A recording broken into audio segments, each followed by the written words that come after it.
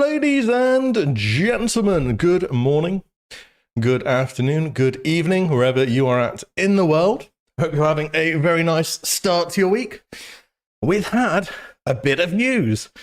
Not so long ago when Blizzard said they're going to tease some information for Phase 2, I never knew it was going to be this much stuff at the same time. Ooh. So, I'm a little bit late on. I might sound a bit more echoey in my room. Usually I have a filter which gets rid of the bunch of the echo. And it decided to break just before I started streaming. So I tried to fix things as much as I could. So yeah, hopefully it sounds fine basically. But anyway, how are we all doing today? I see Etch, welcome. How are you? How are you? Thanks for popping in straight away. The Shaman Two-Handed Love. Indeed, indeed. Indeed, same person, yeah. I've got a Christmas hat somewhere. I'm only logged in, but we're going to be talking about the video. I only logged in on this character because you get nice in music. And yet, Doc, we're going to be talking about the video, of course. NA still down. It'll be back up in like half an hour. Nothing here that's off. Well, that's great. That is even better. So I think it's Realm. The command Realm. Hang on. Hey, there you go. There you go. Yeah, a bit of news. So I've seen there's obviously, you know, I tend to do this YouTube thing, and I have watched the video this morning. I put it like this: I wouldn't be streaming now unless I'd already finished the video. So it's being edited at the moment. And he's back up. Oh, nice. There you go. So we'll have a video on the way. I'll post it tonight if I can, but we shall see. We shall see. What about YouTube? Yo, there's loads of you. There's Casey. How are you doing today? Burner, hi. How are you? Red Wolves, I'm doing great myself. GDKP servers are molding. Oh, we'll get onto that real soon. Real soon. Obscure Leopard. Yo, what up? Kima, how are you doing? Didn't know you could stream on both platforms. Yeah, it's kind of a newer thing. But there's not really a downside to it. I think if you stream, you should be doing this. I only started recently as well, so yeah. And Alex, hello. Excuse me. The Dwarven News Anchor. Oh, today in Ironforge. We've got news. Big news. There you go. There's my Dwarven impression. But each time he's in, we rush right to the stream. Oh, he spotted me out. Happy with the news? Yeah, I'm pretty much all fronts. But we're gonna check out the video. Obviously, I've watched it before, but we're gonna look through it. Baton, hello, how are you? This is a WoW Classic related discussion. Yes, this will be WoW Classic. If you want to hear about Classic, this is the place to be. Right. Let's get this on the stream.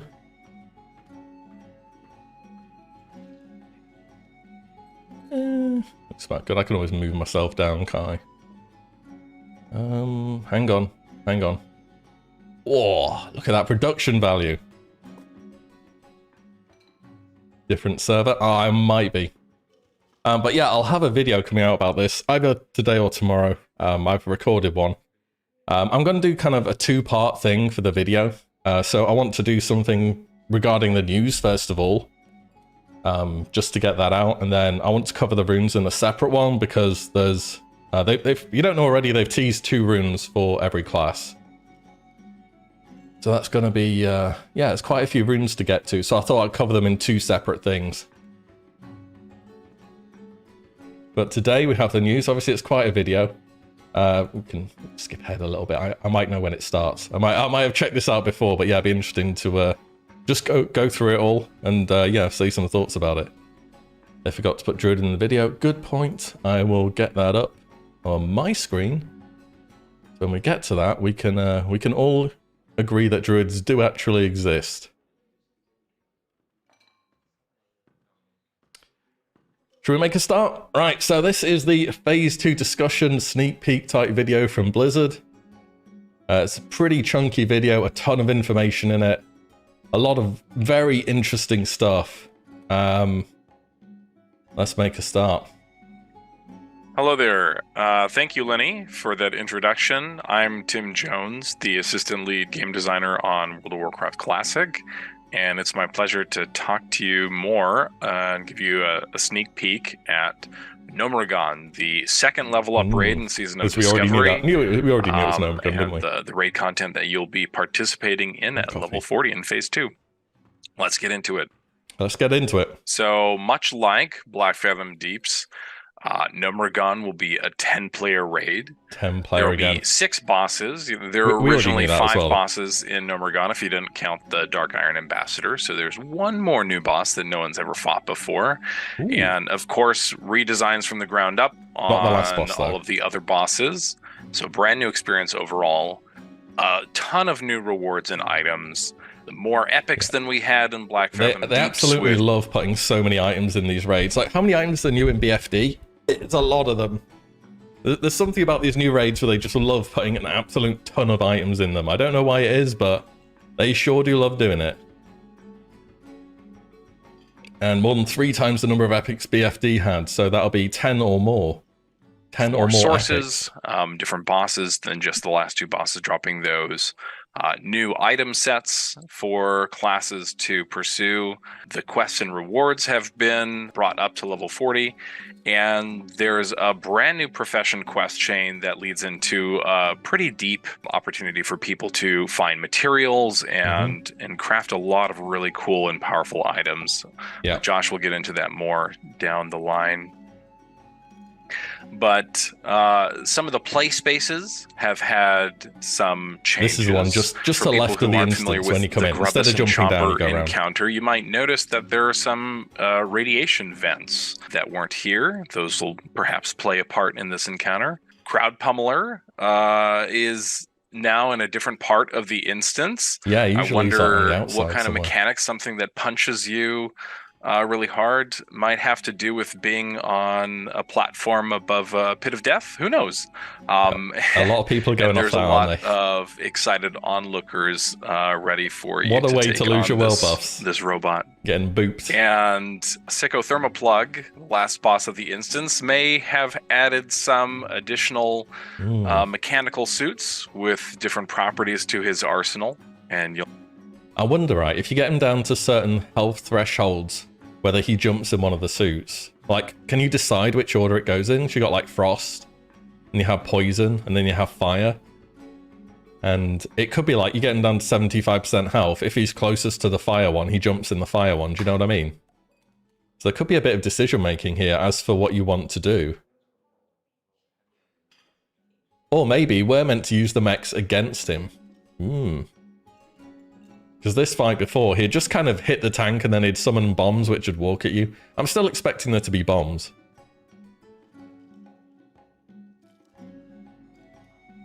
Hope the old classes will get their class quests. Put the music up a bit. Yeah, I think some of them will come in later, won't they? He jumps out, you nuke him, he jumps into a new one, you do it till he's dead. Yeah, it kind of be like, I'll have to... What's he called? What's the other boss? Where it depends on the kill order. I'm not thinking of the guy in Siege of Orgrimmar. The assembly line one. Siegecrafter Blackfuse. Could you decide the order things went in there? Or do you just kill the stuff on the conveyor belt? I kind of vaguely remember that. In all raids, you know, there'll be 5 tank swaps. 5 minimum. I wonder... Mimron style? Yeah, maybe something like that. Beastmaster from Blackrock Foundry. Oh, yeah, you killed him next to there's the Chimera, there's the Rhino, and there's the Wolf. That's the one I'm thinking of, yeah. It could be like that, yeah. Now, what's he called? I know the one you mean. I forget his name as well. Somebody will know. Hello, Garak. Hope they really don't have bleeds and, yeah, be elementals, be immune to bleeds and stuff. They didn't say anything about this whatsoever, so they very well could be, but I'll carry on. So we could be here for a while. Oh, new loot. Okay. The exciting. Okay, new loot. There'll be 1 or 2 pauses in this video, by the way. Beast Lord. It was Beast Lord something. I forget. Anyway, a few of these items. Automatic Crowd Pummeler straight away. The data mine was right. It's not usable by warriors. I think warriors are getting Titan's Grip. based off of this. That hasn't been a rune that's been confirmed, by the way. Darmak, that's the one. And 69 AP, nice. They could put attack power for ferals on a few more items, because at the moment you got the Fist of the Wild, this phase, and that's kind of the only usable item, isn't it? But 22 strength, 8 agility.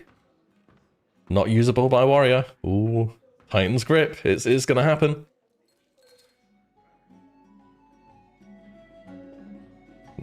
It's a live stream, don't worry. True, true.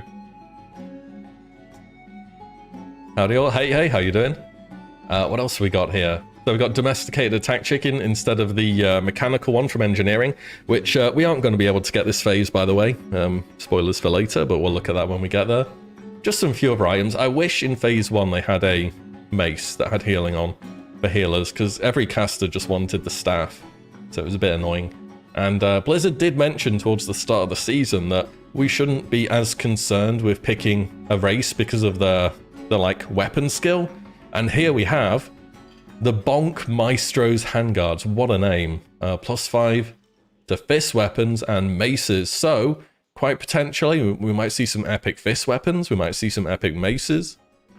This is going to be a mace raid. Yeah, for sure. You know, like some kind of mechanics wrench. That'd be a mace, wouldn't it?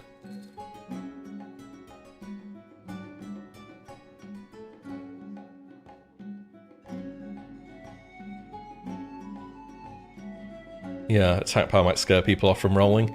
I mean, who knows? It could be a fairly rare drop, could be fairly common, for all we know. Yes, mace spec for the rogues and warriors. Nearly all classes can use it. Let's see who can use. So warriors can use fist weapons. Hunters, I think. I'm pretty sure they can use fist weapons. Rogues can use them. Shamans, I'm pretty sure can use them.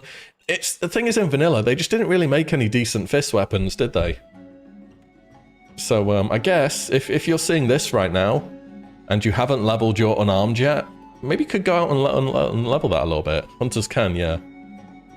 Hunters are weird, aren't they? Hello, Paul. Good morning. Just not mate. It's weird that, isn't it? Blizzard are like, okay, hunters, axes, yep. Swords, yep. Fist weapons, yep. Bows, yep. Crossbows, yep. Guns, yep. And they get to maces and they're like, whoa, what are you, crazy? We couldn't have hunters wearing maces. That's not going to work. Druids can wear a single fist weapon too. That's very true. So, yeah, but level up your unarmed if you haven't done so already. Yeah, could be getting something pretty cool. There's some nods to old items. I think that one people will notice you'll is make the it, automatic Paul. crowd pummeler. No longer will you have to get individual manual crowd pummelers. You'll be able to pick up thing, one and then use it over and over again with the cooldown. So hopefully that's a great quality of life improvement. There's also some fun items that you can pick up. The Trog Transfigurator 3000. Which is guaranteed to not work while you're mounted. Little Orb of Deception style transforming into a Trog. Aragriar's Whimsical World Warper. Yes, this should be like the you know, the wormholes from Engineering in TBC or Wrath. If they put some kind of discovery behind this thing, it could be so cool. Yeah, rogues, they haven't figured out the fine art of just packing people with axes. Play around with it, see where it takes you in the world. It's kind of some toys in phase 1, some fun cosmetic items as well. Deal with it. Here's a look at our Deal with it, bro. Set items. You can see that some set items actually have specific set bonuses for some classes. Wear leather, Blizz. And we also have tokens now that will drop instead of having a gigantic loot list that contains all of the set pieces, and you're getting frustrated if the same set piece drops for a different class every week.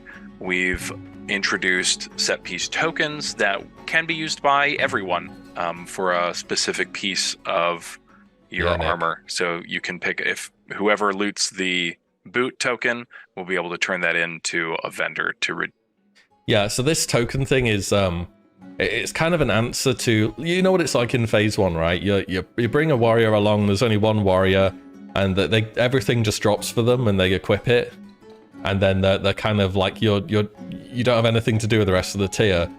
So when they have tokens instead, yeah, you can just pick up your tokens, go turn them in, and it's like a really easy way to do things. So I think this is kind of an answer to yeah, just having the armor types which are kind of crossed over quite a bit. Difference will be now if one of these, you know, power depleted boots drops, everyone in the entire game is going to roll on them, I guess, because it doesn't specify whether they're cloth or anything. So I'm assuming that's just a generic token for every single kind, because it's not like we have multiple tier sets. So, yo, wow, info, what's up? We'll get onto GDKP later. They mention at the end. You know, let's not get ahead of ourselves. Their set piece boots. It was tier pieces and tokens, not just tokens. Oh yeah, that's. Let me just double check. By everyone for a gigantic loot list that contains all of the set pieces, and you're getting frustrated if the same set piece drops for a different class every week. We've introduced set piece tokens that can be used by everyone for a specific piece of your armor. So you can pick, if whoever loots the boot token will be able to turn that into a vendor to redeem it for their set piece boots. Yeah, it does sound like both. Not 100% sure, actually. Not just tokens. It does kind of sound like both, doesn't it?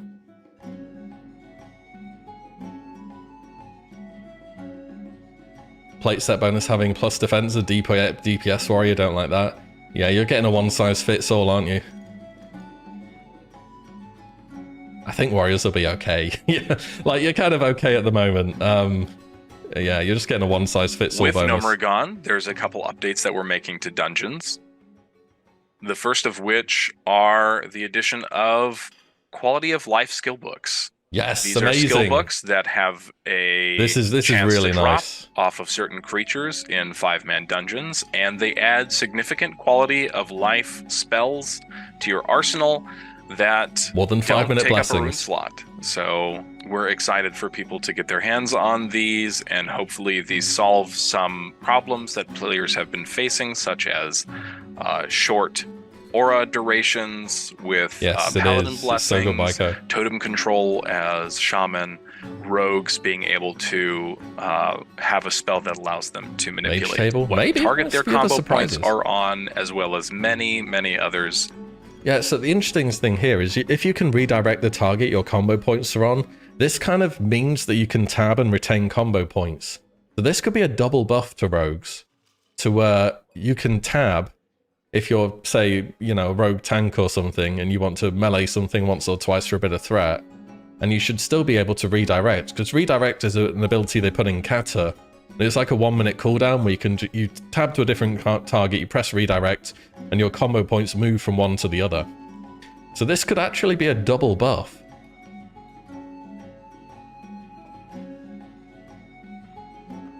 It could very well be a double buff here for rogues, which was not expected. And totemic projection is not totemic recall. I think a lot of people read this and think totemic recall. Totemic projection was put in the game in Mists of Pandaria, and what it does is it lets you recast your totems and move them from one position to another. So you could put a Fire Nova down next to yourself and project it next to your target, and then the Fire Nova will hit them, and then you can do your standard burst combo. So, yeah, exactly, Pastel, yeah. Yo, chill out in the chat about the whole GDKP thing. We'll get onto it later.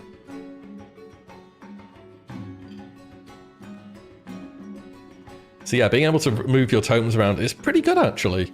I'd say it's better than Totemic Recall. The thing about Totemic Recall is it destroys your totems, and then you get a bit of mana back for it, and then you can recast them later. But you're still having to, like, destroy your totems to recast them. Totemic Projection, you can just move them. You see in the background the rogue image? Looks like cheese. Moving around's better. It should be most of the time, yeah. That we're excited for players to find when they jump into Phase 2. And I'd like to pass off the presentation to Nora to talk more about runes. Okay, this is the big bit. Hey, My name's Nora Valletta, and I'm a lead software engineer on WoW Classic. The team is very excited for you to head out and find those new rune abilities coming soon in Phase 2 of Season of Discovery. I'm here to give you a sneak peek at some of those abilities, so let's dive in. Let's dive in. Paladins. Sheath of Light will cause damage dealt with your melee weapon to also increase your spell power. It'll also cause your critical heals to apply an additional heal over time on the target. Similar to Wrath. Guarded by the Light will cause your melee weapon hits to restore mana over time. However, the amount healed by Flash of Light, Holy Light, and Holy Shock will be reduced by half. Whoa. Wait, let's talk about that a minute. So this is similar to the one in Wrath, except I think it's called No, it's still called Sheath of Light and Wrath, isn't it? So basically, this is some spell power scaling for a lot of your abilities, which should help them get a little bit better. And other melee classes don't have something like this yet, or the hybrid ones at least, such as enhancement. Well, not baseline through their own abilities, they don't. Melee healer paladin. Dealing damage to your melee, increase your spell power by 30%. This is just for ret. This is just spell scaling for ret. For healing though, your criticals heal for 60% over 12 seconds. Is Holy going to have enough attack power to make this worthwhile? I really doubt that. This just seems like a thing for ret to make them scale and give them a bit more healing.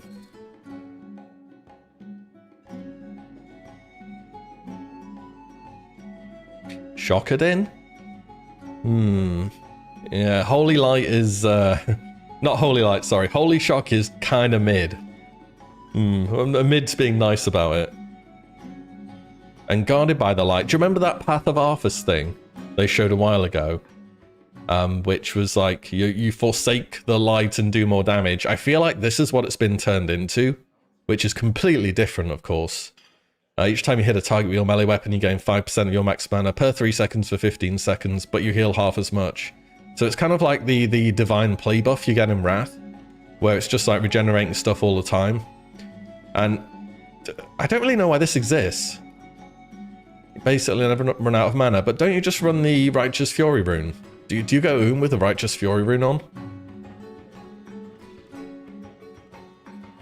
Or what happens there?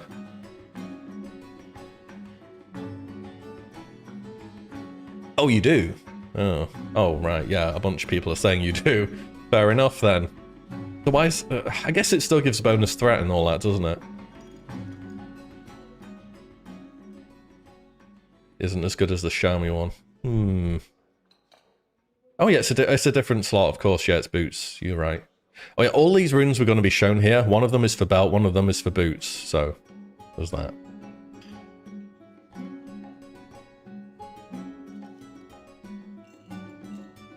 But this, you know what this will be great for? Boosting and soloing dungeons. It's going to be super good at that.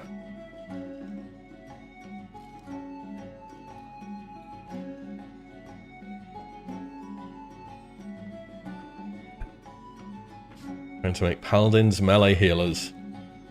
Again, you need 30% of your attack power. Spell power. So spell power is spell damage and healing, right? Because spell power is... I mean, it is a stat actually in Classic, isn't it? That'll be counting for both then. Damage and healing, right?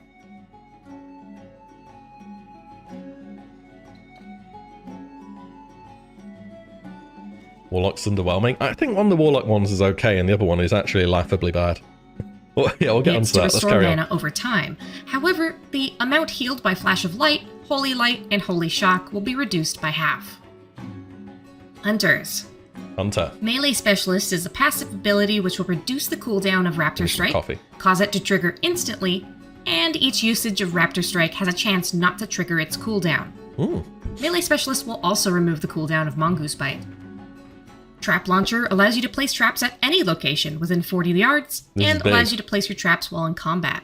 Additionally, your fire-based and frost-based traps have separate shared cooldowns. So yeah, those are both super interesting for Hunter. This is... Okay, so the frost traps are going to be useful, and it's mainly going to be for PvP. The problem with traps is your fire traps don't scale with your attack power, so they're just bad. Like, they're straight up bad. I don't know how many mobs you need to be hitting for explosive trap to be a button worth pressing. but it has to be a lot, like a ton. For PvP though, this is incredible. You can scatter trap in combat from range.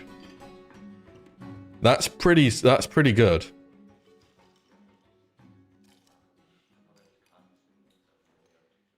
That is pretty amazing. And melee specialist, Raptor Strike has reduced a 3-second cooldown and is instant. So when it says it instant, it means it's not going to be next attack anymore. So you're going to be able to still swing with your regular melee hits, but you're also going to be able to press Raptor Strike. Mongoose Bite having its cooldown removed might as well. This text could not exist, and this rune would just still be as good as it is. Mongoose Bite. Why didn't you buff it, Blizz? You had a chance to buff it, and you haven't buffed it. It is so bad. 40 yards is too much. It'll just be for scatter trap, I think. In practice, you're not going to be using the 40 yards much.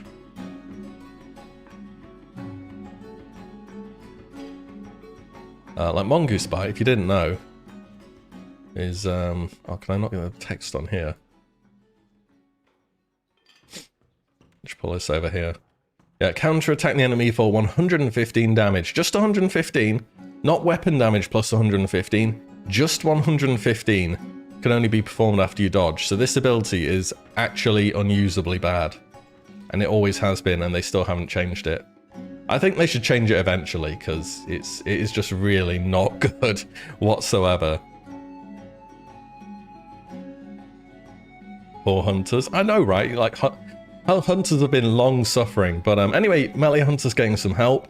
Raptor Strike is going to be not next attack anymore. It will just fire off when you press the button. This is going to be great for resetting Flanking Strike, which can obviously synergize with Raptor Strike. So maybe melee hunters have a bit more going for them here. And you'll definitely want to be in a group with Wild Strikes or Wind Fury from here on out. Here on out, I should say. A rune that shares the proc. So they have to nerf Mongoose Bite. They've had it good for too long.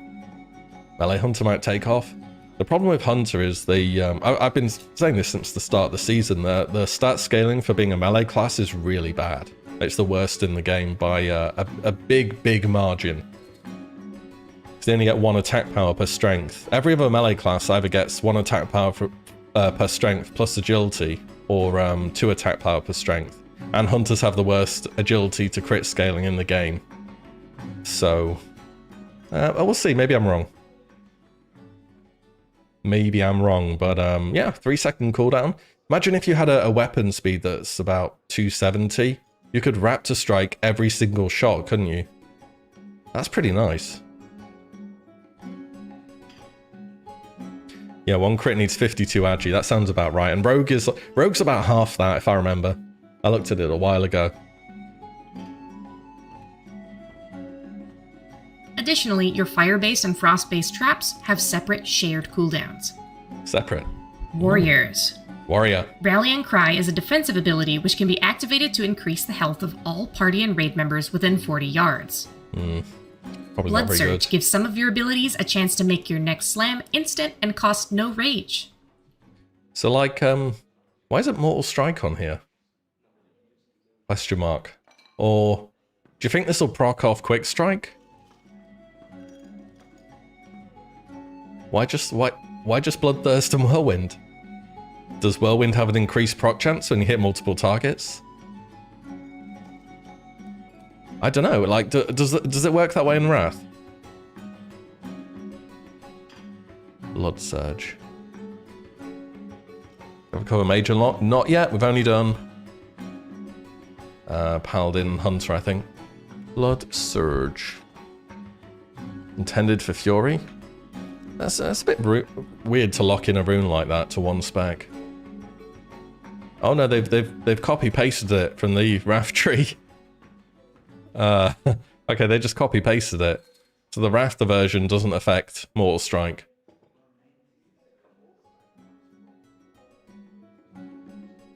What's the no more GDKP mentioned in thumbnail? They're banning them in phase 2. Yep, GDKP is going to be banned in Season of Discovery come phase 2. Never thought I'd see the day, but that's right at the end of this video we're watching, so we're going to take things one thing at a time. One thing at a time. Rallying Cry, defensive abilities so far this season have been useless because nothing does damage. Yeah, it's like, what's the Paladin one called? Divine Sack or Priest, Power Barrier. Nobody's playing them because nothing does damage. If stuff starts to do damage in the raid, alright, maybe. How? Yeah, we don't really know how yet. They're going to do a follow-up on that. Again, we'll get onto their reasoning later. But yeah, stuff needs to hit hard. It's alright for PvP though, 15% health for all party and raid members, so it is a powerful cooldown. Hello, Swimmer. Afternoon to you.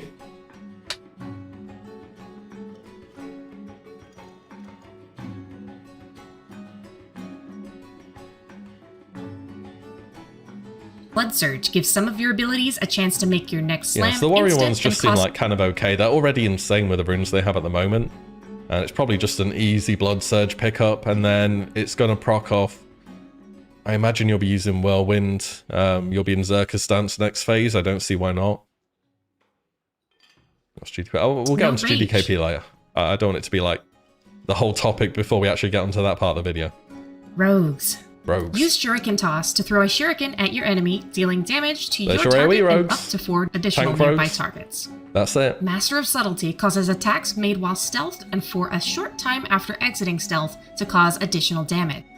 Okay, so this is like a PvP thing, because you get 1 vanish every, I think it's 5 minutes baseline, so this is like not good for PvE. Good for, it's fine for PvP though, when you're doing a lot of frequent openers with Shadow Strike, stuff like that. 10% extra damage, yeah, that's alright. Shuriken Toss is not fan of knives. It's definitely not fan of knives.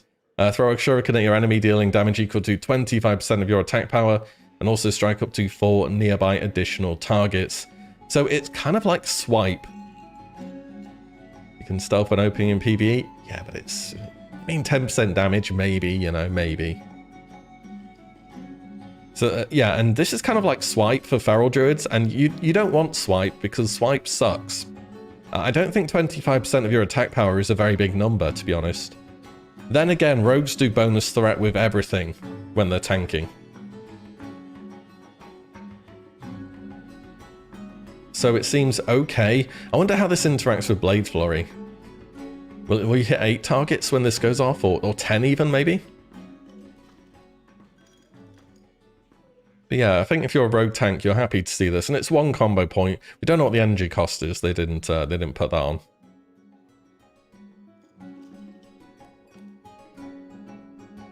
Gonna have runes in every slot by the end of the season. Most of them, yeah, I think so. Depends on cooldown and energy cost. It really does, yeah. If this is like 25 to 30 energy on like a 6 to 8 second cooldown, I think that would be about where you want it to be. It's not ranged. I don't know. Let me see if sure it can. Yeah, it's not been there's nothing been data mined yet, so we don't know. Shadow Dance. Ooh, yeah, if they get Shadow Dance with Master of Subtlety, that would be cool. I guess you're just pressing ambush then, but you have Slaughter from the Shadows, which reduces ambush's cost.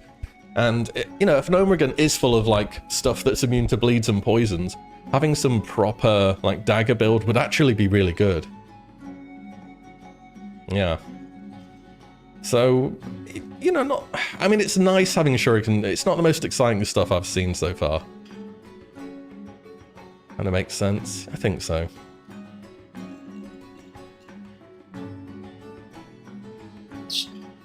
Priests. Cast Mind Spike to blast your target with Shadow Frost damage and Priest apply a needs a lot of debuff, help. which Hit DPS increases Priest. the critical strike chance of your next Mind Blast on that target. This debuff can stack up to 3 times. Okay. And fan favorite from future expansions, Pain Suppression can be cast on a friend. They really gave Disc Priest Pain Suppression, bro. There's no way. What? Like, I straight up can't believe they gave Priest Pain Suppression. It's like they've handpicked every one of their best abilities ever and just put it in the game. You got Penance, yep. Prayer of Mending, yep. You got Strength of Soul, yep. You got Pain Suppression, yep. Next phase, you're going to have Power Infusion, which is 20% damage, by the way, in vanilla, not Spell Haste. Bruh, priests are the best healer forever in PvP. Forever, not just disc. Yeah, I read PS, I'm like, that's disc. Like, holy crap, priests are going to be something else in PvP. What's the cooldown? It's typically 3 minutes. And, yeah, Shadow could cast on himself, which is alright. But, damn, this is a very, very powerful ability to give an already very powerful class.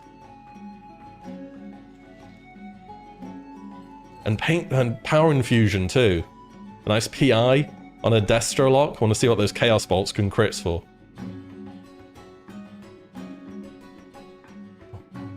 Joe, can you just calm down the chat? Like, we'll get into GDKP later if you want to talk about it. You've just been going on non-stop. Please. And then we've got Mind Spike, which is they bought that in Kata, I think. In Mop? In Mop it actually does damage. So I think the Kata, this isn't the Kata version. The Kata version gets rid of your dots on the target and is meant to be kind of a an alternative when things aren't going to live for very long. Yeah, this doesn't seem good, by the way. if I'm being honest, you're a Shadow Priest, you're like, Blizzard, please, this ain't it. This really ain't it. You're gonna what? You're gonna use 3 of these and then do a Mind Blast, which is gonna crit. Hello, Josh. And then, what? You've got the worst crit scaling in the game, I think. Bring a Frost Mage to pump it up? Maybe. I don't think this is it. Another problem with Priest is they're giving them abilities which can crit, which is a good thing and everything, but Spellcasters baseline deal 1.5 times usual damage with crits. And I don't believe Shadow Priests have anything in their DPS tree which multiplies the power of their crits, because typically they just don't have them. They have Mind Flay and they have Shadow Wear Pain, and the only thing they can have crits that existed from vanilla is Mind Blast.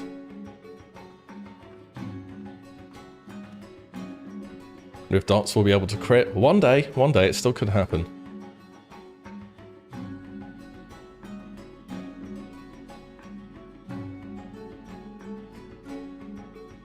Right, this guy, SCBA. So we shall see what happens there. Hang on.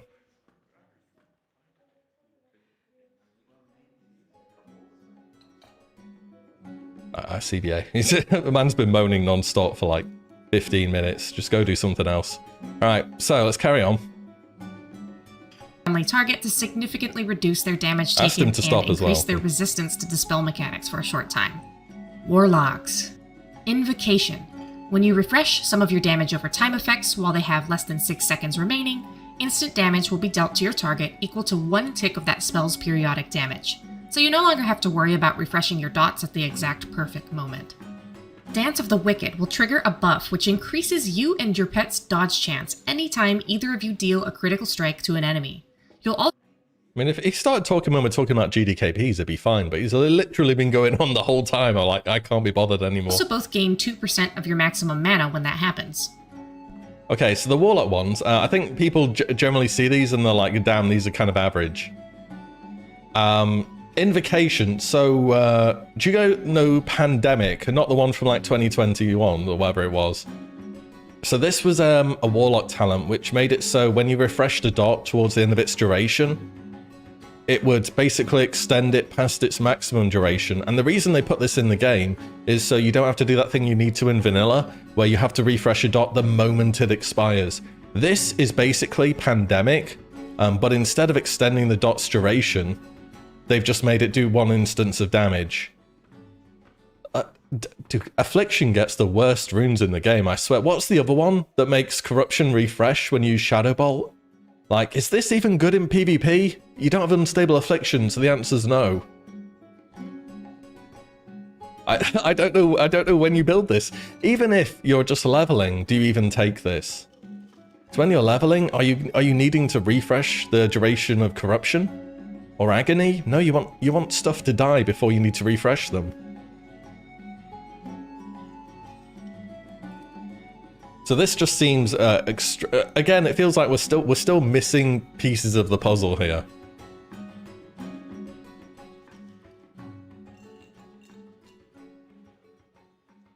It should be 3 ticks. If it instantly did 3 ticks, I mean, sure, if it's towards the end of its duration, maybe that's not too bad. Warlocks suck and you are one. I think, no, Warlocks are fine, okay? This rune just ain't great. It's more like a quality of life rune. But you don't need this quality of life. It's... I mean, if you're raiding, are you gonna... Is this the best rune you could equip? Maybe?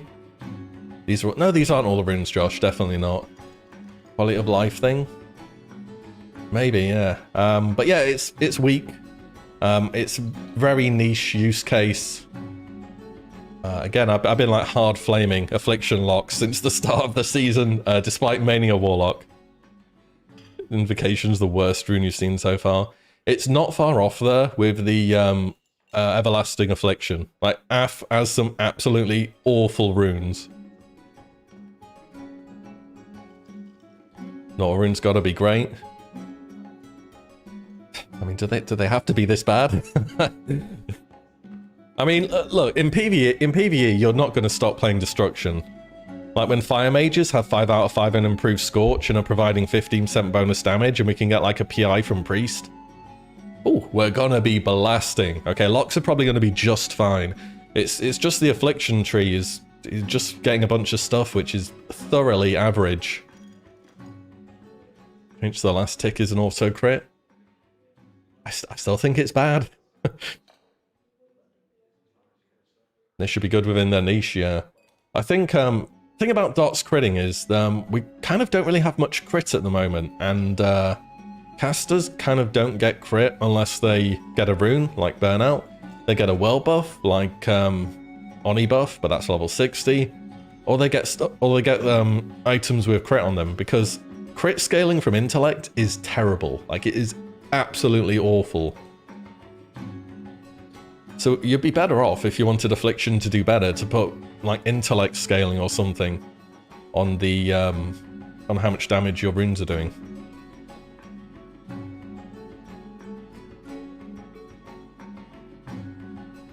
Affliction's always been your favorite lock spec. I really like Affliction too. I think it's a lot of fun.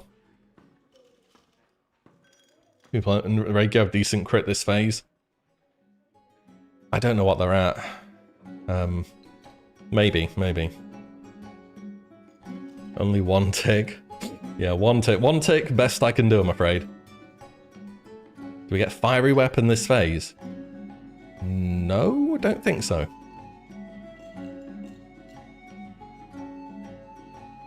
But yeah, that's Invocation, the latest thing for Affliction. Maybe there are, again, these aren't all the runes. These are just 2 runes per class, so we don't know the full story, but I'm not sold on this. Dance of the Wicked. People have also been saying this looks kind of garbage. I think this is actually not bad. So you and your demon pet gain dodge chance equal to your spell critical strike chance each time you deal a critical strike to an enemy, and also regain both regain 2% max mana. So the thing about Warlock tank compared to every other tank is they don't get any mitigation through the way they build their class aside from armor. You have tons of bonus armor because of the new tier sets, the new things with bonus armor on and that. But every other tank, you'll be getting dodge through agility, or you'll be getting block chance through strength, or the tier set you'll be having will have defense on or something. So for Warlocks, they're kind of just standing there getting hit in the face, and they have a big health pool and lots of armor. Now you're actually going to have dodge chance. I don't know how long this will last for or anything, but you gain 2% max mana, so that's okay. Maybe you have to life tap a bit less. So Locks have to stack crit for a tank spec. I don't know about stack, but it will be encouraged to have crit. And Warlock tanks will start to scale extremely well with world buffs. Like the Oni buff is straight up 10% dodge, which is pretty good. It is pretty damn good. So I think this is actually alright. Not seeing any... Yeah, we'll get to Druids. They didn't include it on the slides, but I've got it off to the side here, so we'll talk about Druid when we're through the other ones. Spell power be better than crit. Should be, yeah. But anyway, I think this is alright. Let's see what we have next. Mages. Mage. Missile Barrage gives your Arcane Blast, Fireball, and Frostbolt spells a chance to reduce the channeled duration of your next Arcane Missile spell by half, reduce its mana cost to 0, and cause missiles to fire every 0.5 seconds. Nice. Chronostatic Preservation is a really cool new spell that allows you to store some of your Arcane, Fire, and Frost energy for later use. You can only hold this energy for a short time before it combusts and expires, but you can unleash it to heal a friendly target. We'll talk about that in a moment. Missile Barrage, obviously this one's from Wrath. And it procs off your 40% chance of Arcane Blast. So this is kind of like your spender ability. When you've got your Arcane stacks built up, you get your Missile Barrage proc, and it's going to fire double the amount of missiles.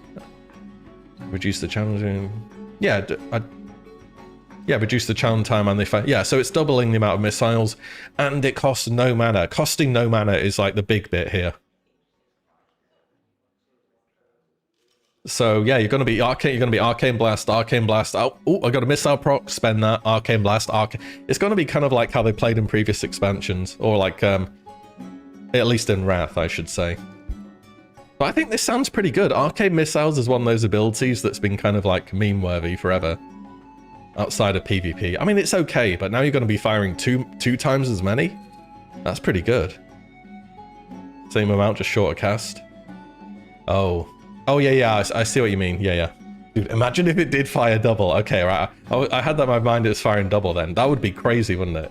Still, it costs no mana. You can fire it off straight away. Pretty amazing. No, I logged out. Oh well, whatever. Enjoy the login music. And Chronostatic Preservation. So, this is kind of a weird ability. So you use it, and then what do you do? Do you get some like... You press the button once, and then you can press it again to heal, or... Is that how this works? I feel like I need to see this in practice.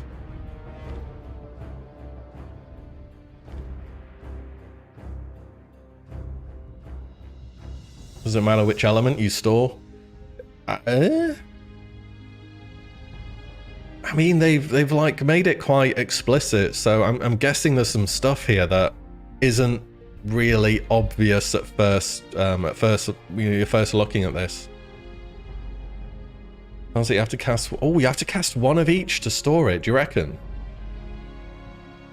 Unleashed makes it sound like it does damage. It does, but it does say healing.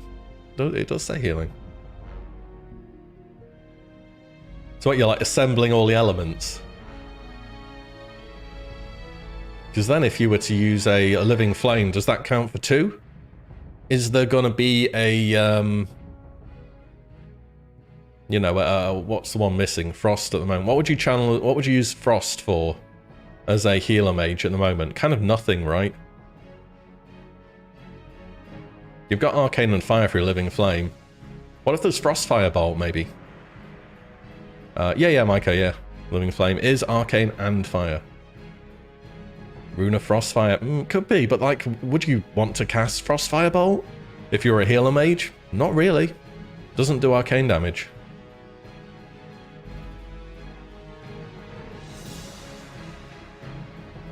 Does Frost plus arcane damage exist in the game? Is there a spell school? Is it called like Spell Strike? Is Spell Strike Frost and Arcane? Or have I made that up? I'm pretty sure this exists, you know. I just can't think of it right now. Ice Lance for cheap. Yeah, but that's a rune slot gone. That's the only problem with that. But it's fire. Oh, that's no good. I've already got that.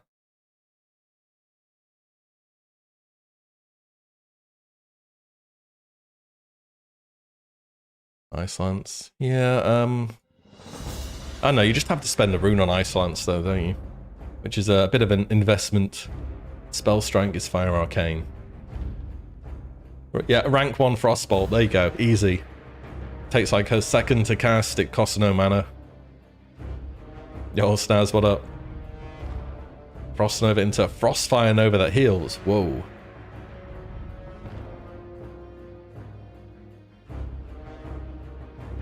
Emergency instant heal. Maybe this is just flavor text. I mean, this... Why would a spell that's healed need to explicitly be said that it's considered an arcane fire and frost spell for interaction with other spells, talent, and effects? Are we, like, missing part of the picture here? Because I don't see why this is relevant to anything we currently know about.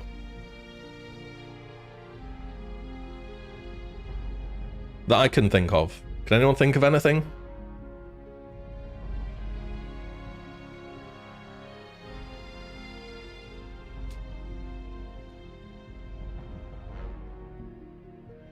A spell you cast on a friendly target, then press it again to heal.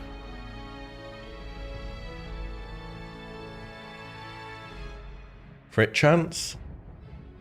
Could be hit crit chance.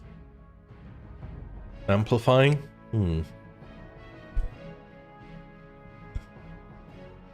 Hello, Jorks, how you doing? Got you most excited so far about Phase 2? Definitely the new runes. Big rune enjoyer myself. Resistances? I mean, if it's a heal, like, you don't have to worry about hit or resistances. Heals just heal, don't they? Procs clear casting? Yeah, there we go, there's one. Could work with burnout. Okay, there's another. There's 2 reasons.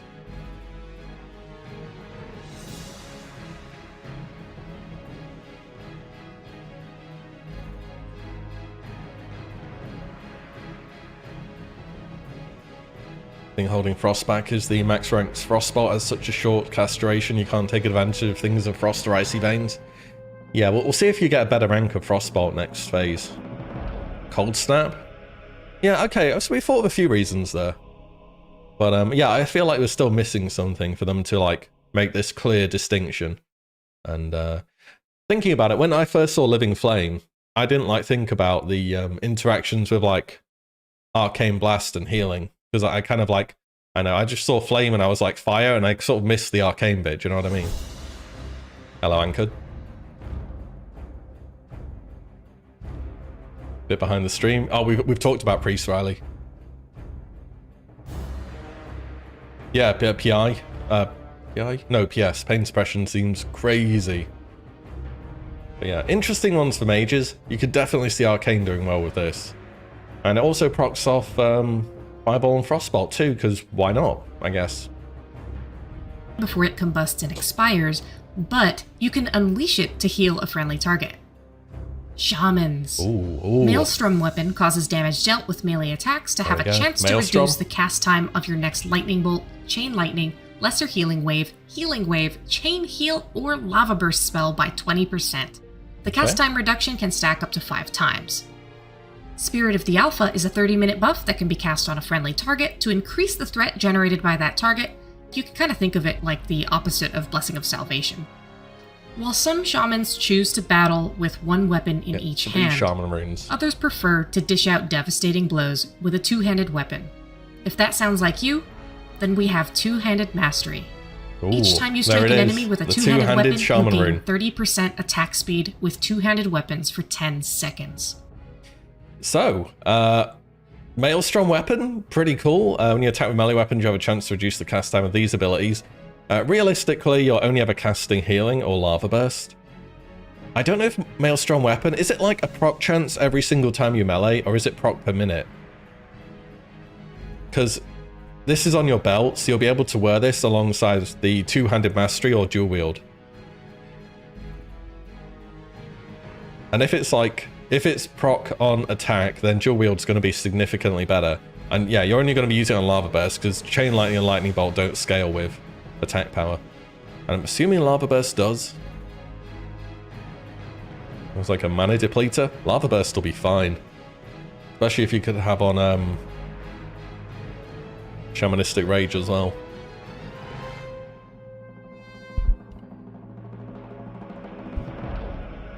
Yeah, infinite mana as a shaman. It's not so much of a problem as it used to be. Wait, shaman with crowd pummel can get to 0.78 swing time with Flurry Rune and the other on uses for 30 seconds. That is actually so funny. You're gonna be swinging. And Lava Lash redundant? Yeah, right. I mean, Lava Lash was already kind of meh, right? But yeah, it's pretty interesting. Again, like I think the big takeaways here are for the healing abilities and Lava Burst. And we'll see how often you can proc it. Spirit of the Alpha, again, as they mentioned, it's Blessing of Salvation, but kind of flipped around. I guess you're going to be taking this as a tank, maybe as resto, as a utility thing. Limited to one target, but that target is going to generate 45% more threat. Didn't Shamans have like enough threat? Weren't they already crazy good at this? 2-handed is the same slot as Overload.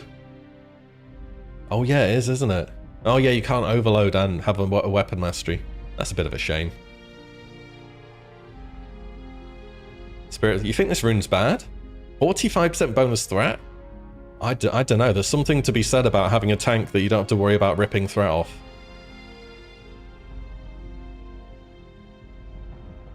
Lava Burst for 2-handed, Lava Lash for dual wield. Maybe that's it, yeah. Can you cast on yourself? Yeah, don't see why not. Don't see why not. 2-handers on the robe. Yeah, I see that, yep. I see that. Overloads on the chest. Your chest or robe. Yeah, it'll be the same.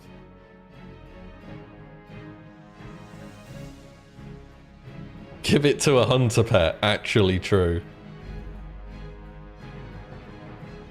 This may allow you not to go Way of Earth Rockbiter. Ooh, then you don't have a taunt. I don't know about that. I mean, they're good, but taunt is a taunt. You could kill someone in the raid. You have that one warrior that thinks they're a god. You just buff them with alpha at the start of a fight. The boss turns around and he's like, boop, knocks them on the head, and that's it. I don't know. Classic's all about threat generation when you're tanking.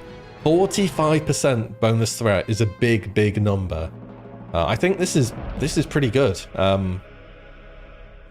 And it's different from Salvation too. This is basically your Blessing of Salvation. Instead of everyone generating less threat, you just have a tank that's like absolutely blasting and it's impossible to get stuff off him. So I think this is fine.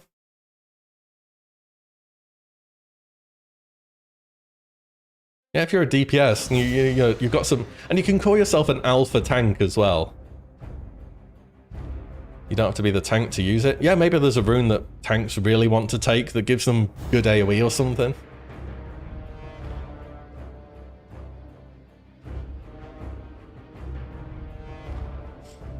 And finally, they tease the 2-handed Shaman DPS. I guess maybe a tank or it's a 2-handed rune either way. Each time you strike an enemy with a 2-handed weapon, you gain 30% attack speed with 2-handed weapons for 10 seconds. So, anyone remember at the start of the season when they said they'd like internally tested a 2-handed build and it was outperforming dual wield? There's no shot this was outperforming dual wield. Like, this just isn't very good. Yeah, I'm really not convinced about this. Multi-stack the buff?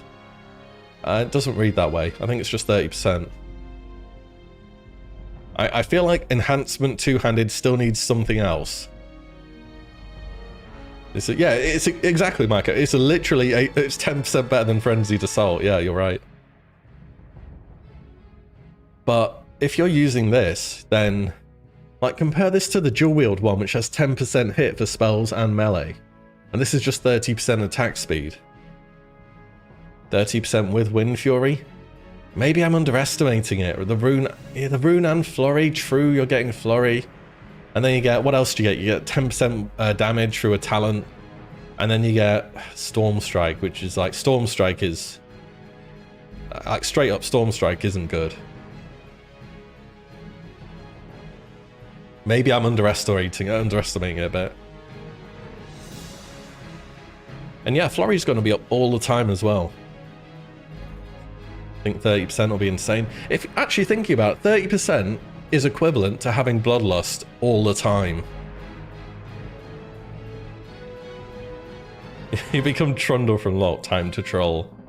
Yes. Wind Fury has no internal cooldown. No. Pretty sure it doesn't. Gnomeregan drops Pummeler? Yes. Kind of boring design.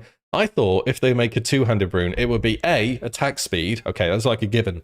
B, hit chance, because, I mean, you just need stuff to hit, and we have, like, not much hit chance at the moment. And C, extra chance to proc Wind Fury or something. Yo, Zod. Yeah, imagine it's 30% with the Pummeler, 50% attack speed. Pummeler's good and all, but Pummeler's two speed by itself, so you're literally going to be swinging like you're dual wielding with a two-hander. It's not going to be doing the most damage, though. Yeah, the slower the weapon, the better the Wind Fury proc. That do be how it works. Flamebot, I'm on both. You can stream on both these days, so... I think more people should do it, personally. I am. I've got a Twitch link below. Hello, Raging Punk. How are you? Good to see you. Good to see you. I'm very well, thank you. What videos that you're watching? You're watching one live. Amazing. More attacks, more procs, yeah?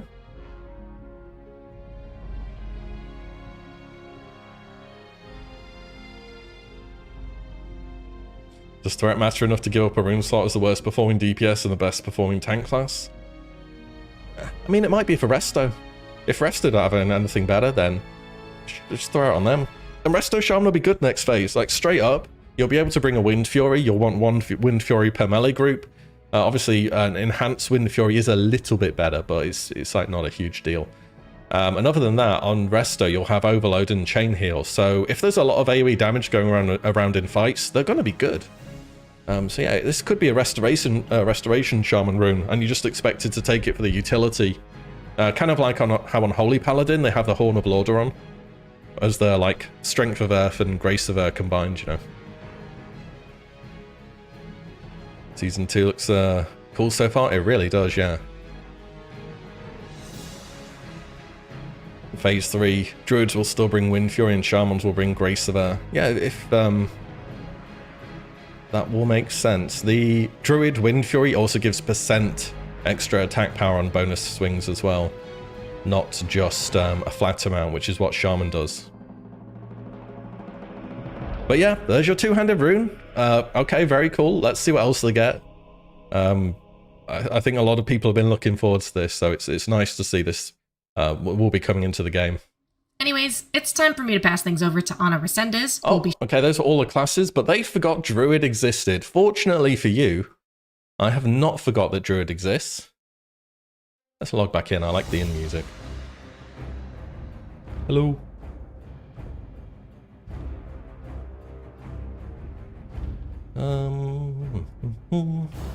Here we go.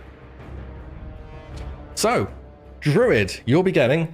first of all, Eclipse, and before you have some kind of like nervous reaction, this is not Eclipse how we've ever seen it work before. So let me read it. Starfire increases the critical strike chance of your next 2 Wraths by 30%, and Wrath increases the critical strike chance of your next 2 Starfire by 30%. Both effects stacking up to 4 charges. Both spells also gain 70% chance at all times to not lose casting time when you take damage. So free spell knockback effect. That's just a great bit of quality of life thrown on there.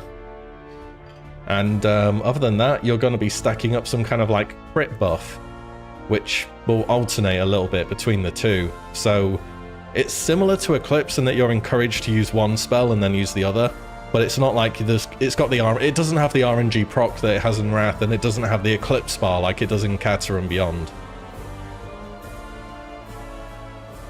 But yeah, these spells, I think someone's mentioned earlier, Wrath and Starfire are still, how can I put it? Not very good, unfortunately. Yeah, these, they've given them a buff, but they're still not great. This interacts with Star Surge in a meaningful way too. Yeah. Wait, does it? Yeah, you should be able to get a 30% bonus crit on it then. Every expansion boomkins work different. They actually do, yeah. They change it so much. You can use Star... Yeah, actually, you guys are right. You can use Star Surge in the place. Actually, Star Surge will count for either or, won't it? Star Surge says it counts for both Wrath and Starfire talents. so it'll just be you press Star Surge and it gives you both the buffs? Or...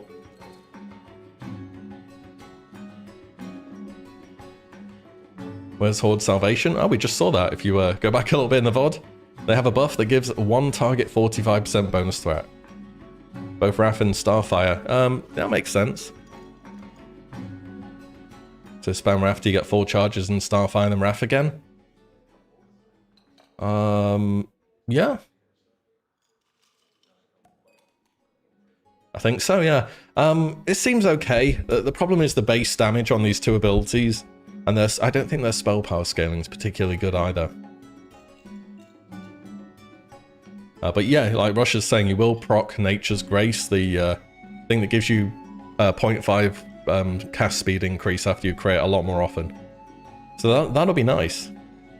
Anyway, fingers crossed for the Boomkins. They're already monsters in PvP, and they're going to continue to be great in PvP. I'm very confident in that. But the thing that's making them great in PvP is their ability to just Star Surge you and run around you in circles. This wants them to stand still and actually cast stuff. And they do get some casting knockback prevention. But I think this is going to be mainly a PvE buff, which is good to see. It's good to see because they need a bit of help there. Feral are getting King of the Jungle, which is quite similar to its Wrath version. So Tiger's Fury now increases all physical damage you deal by 15% instead of by a flat value, and instantly grants you 60 energy. It's no longer on the global cooldown, but it now has its own 30-second cooldown. Holy crap, this is really good. This is really, really good. Yeah, this is great. 15% bonus damage. How long does Tiger's Fury last, by the way? It's like 6 seconds, I think. Tiger's Fury. Fury. 6 seconds, yeah, I was right. Yeah, so 6 seconds of 15% bonus damage, and you get 60 energy. It doesn't cost energy anymore. Oh, this is the updated version already. Oh, neat. The old version was, you would have had this. So it previously would have cost you 30 energy for a 6-second buff.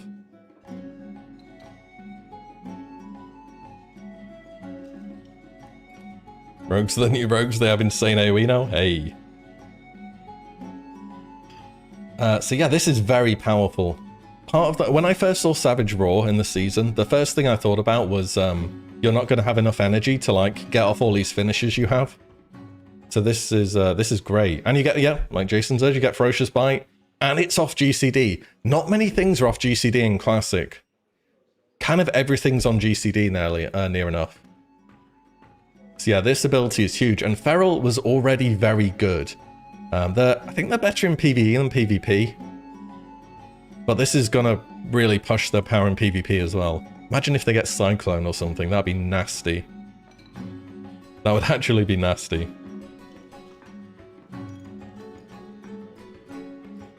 Mage Press Fury, yeah. Cat should play a lot smoother. Oh yeah, and the crit one. Yeah, the one where it gives 2 combo points when you crit. So, yeah, this seems very good. Which class has the best runes we've seen so far? Ooh, what would I pick? I don't know, I think the Druid ones are good. The Paladin ones seem fairly interesting. The Hunter ones seem good. The Warrior ones seem good. The Rogues ones seem, you know, they're alright. The Priest one, the Healer Priest one is like absolutely insane. And the Damage one is like, meh. Warlock, this is whatever. This is okay. This is pretty good. This is, I don't really understand how it works until I see it. I think this is solid. I think people are sleeping on this, and you're gonna have like, and on Horde, you're gonna have a scenario where you physically cannot pull off the tank. I think people are sleeping on how good this will be, because threat is everything if you're tanking in this game, and 45% is just crazy. And I want to see what other runes this have, because I'm not convinced this by itself will be enough. Yeah, how could you sleep on it? I know, I saw some other people saying they thought it looked bad. I was like, bro, it's 45% bonus threat on a tank, are you kidding me? Are you kidding me, man?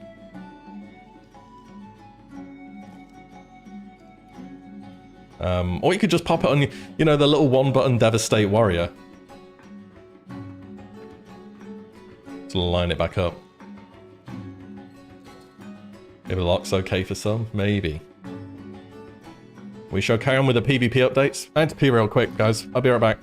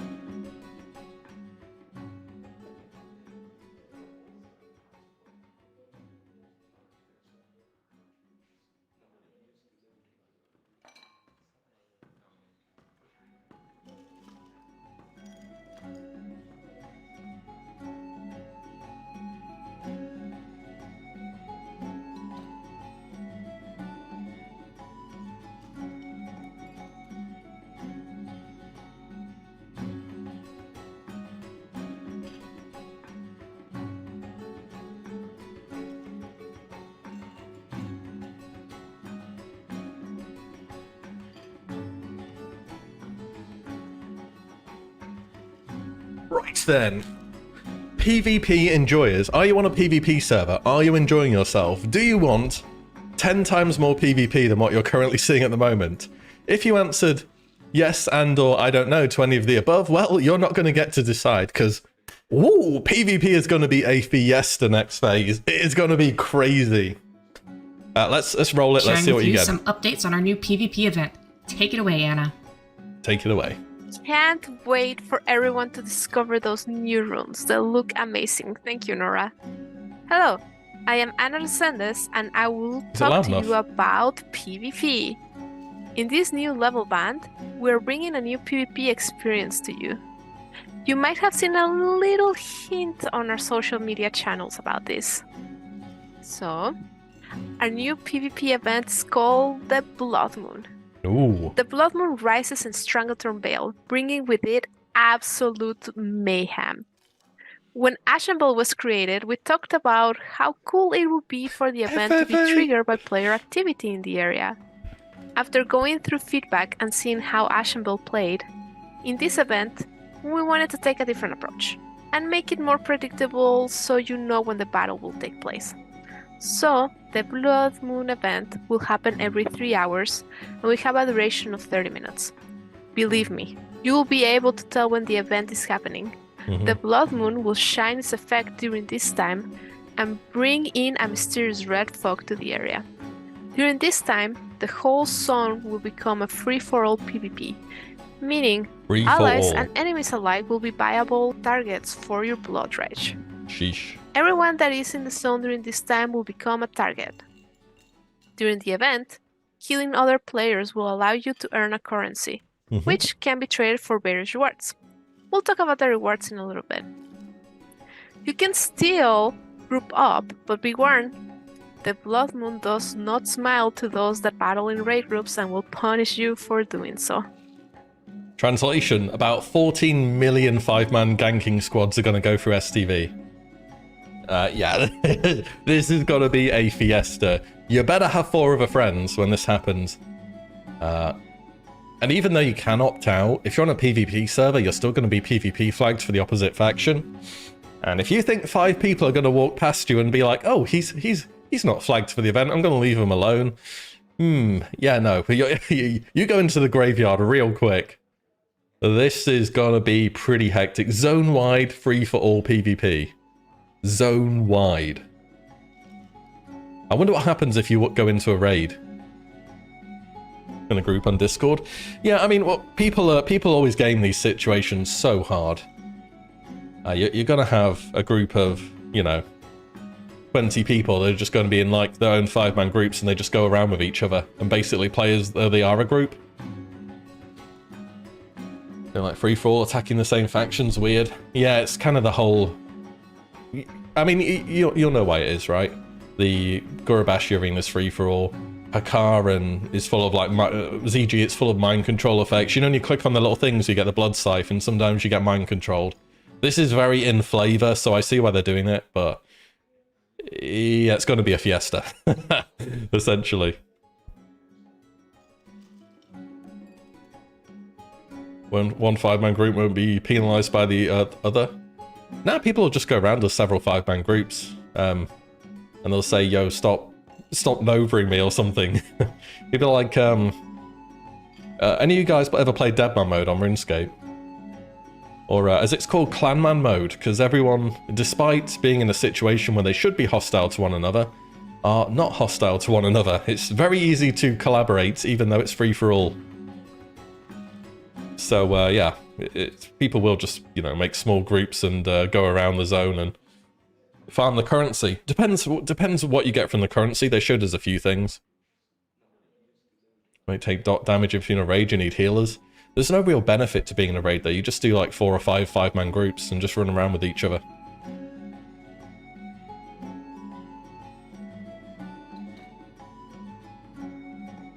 Hello, Dots. Oh, cheers. Thank you. Alright, let's carry on. There are those, of course, who refuse to give in the thirst of the blood. If it's peace what you seek, you can opt out of the event at any time by talking to the Sandalari emissary. You can opt out of this if you you're not will down not for be that. able to earn any rewards if you opt out, and remember that General Realm PvP zone rules will still apply. Yep. Another big difference from Ashenville is that there won't be any PvE objectives. Yep. Got a That said, PvP. Not only should you be wary of both enemies and allies alike, you should also keep an eye out for the Chosen of the Blood Loa, who will absolutely destroy you. Does Fell River ring a bell? So, Ooh. you might be wondering, This how do guy I walks get my around the zone, hands just on one-taps you. that sweet rewards? There will be a merchant outside of Gurubashi Arena There's no PvE rewards? Yeah, about that. There is. would assist you with this. What about the rewards? Well, there are dozens of new class-specific You're a item warrior. rewards. Here are some examples of the new rewards that come with the event. Remember those gloves we saw earlier that gave mace skill? Ooh. Unless you're a human, you're kind of good anyway, aren't you? But this thing is probably pretty insane. 10 strength, 6 agi. Additionally, there are new quests that will help with your Arathi Basin reputation journey. Do you want to see more about the cool rewards? What about a new... Okay, before we get onto that. So these items, interestingly, it says unique equipped to Blood Moon. So I'm assuming there might be different tiers of items. And there's kind of like Blood Moon armor pieces. Also, they're all class specific. And it does say class specific here. So each class will only have one of these. So if you're an enhanced shaman, you're like, oh, I can't wait to get that. It's warrior only. You can't get it. And the ring, yeah, again, it's fire. It's mage only. 16 fire damage and good stats. Yeah, it is pretty good. It's the mace phase. Yep, coming online. And who's going to get the best weight maces? Of course, the warrior. And on top of that, they have kind of shoehorned in the Arathi Basin rep too. I thought they might do this for the exact reason that they've said in the quest log. We're in desperate need of additional resources. STV has trees, go and cut them down. Here's some rep. So that'll be what that's all about. And of course, we're getting Arathi Basin. Like, they haven't hard confirmed it, but yeah, we'll be getting Arathi Basin next phase too. So you'll be able to work towards the rewards for that. So these are a little sneak peek of what we'll be getting. Want to see more about the cool rewards? What about a new car? Well, okay, not exactly a car, but yes, you're seeing correctly. Mounts. There will be 2 new faction-agnostic mounts that you will be able to acquire related to this event. These level 40 mounts have an appearance that is completely new to the game. I hope to see you in the battlefield. And up next, Josh will join us and he will talk to you about profession updates. Alright, professions. Hello, my name is Josh Greenfield, Senior Game Producer on WoW Classic. Maybe DWT. Let's dive right in and talk about what we're going to be doing with professions in Phase 2. I want to start by saying that we've been really thrilled with the reception to our Professions editions in Phase 1. It was really exciting watching people sort of discover and unlock how to create your awesome, void touch leather gloves and your extra planar spider silk boots and all those things. And we're going to go ahead and expand on this quite a bit for Phase 2. There will be around 20 new recipes across all non-gathering professions. 20 new recipes. This also includes not just leatherworking, tailoring, and blacksmithing, but also alchemy, enchanting, and engineering as well. New explosives. So we want to spread the love around here. We want to make sure everyone gets something really cool this time. So that's what we're going to do. Just like in Phase 1, there will be an epic quest chain to unlock this, and we won't spoil anything about that today. You're going to have to get in the game. You're going to have to kind of go through that yourself. But if you liked what we did in Phase 1, you'll probably like this too. Next, I kind of want to talk a little bit about just some of the recipes here. Okay, so as speculated in a video a while ago, we are going to be able to advance to expert in a profession. As we'll get into in a moment, there aren't going to be profession specializations in Phase 2. So that video I did a bit ago, rip. Sometimes you speculate, sometimes it doesn't happen. What can I say? But yeah, you won't be able to get sapper charges, you won't be able to get battle chickens, you won't be able to get mind control helmets, any of that. No profession specs next phase. No Wolf's Head helm either. Because I think even though you couldn't get the level 2 level up tribal level working, you potentially could have got Dragon Scale or Elemental, then respect, which is something someone brought up to me, and I was like, you're probably right that you could have done that. Right, well, all the time. Well, it's all like I did make it clear that it was speculation in the video, and I said, if you hey, I prepared for this. Do this at your own risk. We don't know what's happening. Unfortunate. Yeah. Hey, you're prepared for Phase 3 though, right? So don't feel too bad. And they've said they're trying to make the profession specs feel a lot cooler, because I kind of do agree with what they said, but you should listen to this before I say it. But they basically said a lot of the profession specs are just kind of bad. Like, what do you get from a dragon scale leatherworking? Can you name one item which is interesting? Because I can't. I don't know anything about it, because who looks up that? What about elemental leatherworking? Again, it's just like a bunch of garbage. There's one good thing from tribal. Gnomish engineering is kind of cool. Goblin engineering has sappers. It's got some cool stuff. Weaponsmithing. What do you get from weaponsmithing that's genuinely good? Like, is usable. Nightfall. Right, no one wants to use Nightfall. And from armor smithing, you get Lionheart, which is very good. But yeah, maybe they could be better than what they are at the moment. Red Dragon Trail, Drums of War. Not in this expansion. Red Dragon Trail chest, healer pre-raid base.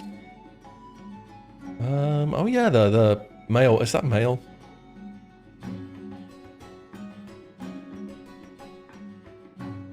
I'm just calling out the True Silver's going to be Arcanite Phase 2. Yeah, I definitely had that recommended to me as well, but there are, yeah, some things are good, some things are bad, is what it is. Fishing? What about fishing? Have I not seen something? Yeah, mail. The Black Dragon. Oh, the Black Dragon's Tail. The one that gave hit, I think, right? But yeah, the thing is, the point is there's not that much exciting stuff. So maybe they could be better. Anyway, these are some items which we'll be able to work towards. So, as a sort of advanced look. Dude, these on hit. Wait, what are these on hit effects? I mean, on use, sorry.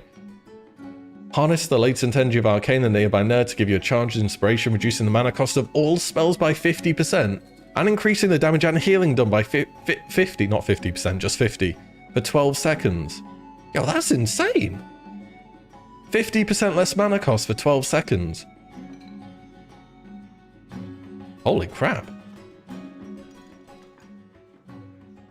That's so good. What? Alright, what's the male one get? Engagement. Now, some flavor text. Wait, what's this male one? Causing you to immediately remove all active poison effects and gain immunity to all nature damage for 3 seconds. Yo, we found the hard counter to elemental shamans, guys. Get your rad resistant scale hood on today. Yeah, I think if you, a lot more than just warlocks and mages and stuff are gonna want this. Yeah, your Viscidus. Yo, boys, I hope you've all bought your rad resistant scale helms for Viscidus today. Imagine. Imagine. What about the plate one here? So this will be the Holy Pally version, very specific. I'm sure there will be a DPS and tank version too. Gain reinforced willpower, preventing silence, interrupt effects, and spell knockback for 10 seconds. 10-minute cooldown. That's actually incredibly strong in PvP. Yeah, this is very, very good. And it has damage and healing. Yo, guys, the Shockadin Dream is alive. Damage and healing. Yo, where you at, Shockadins?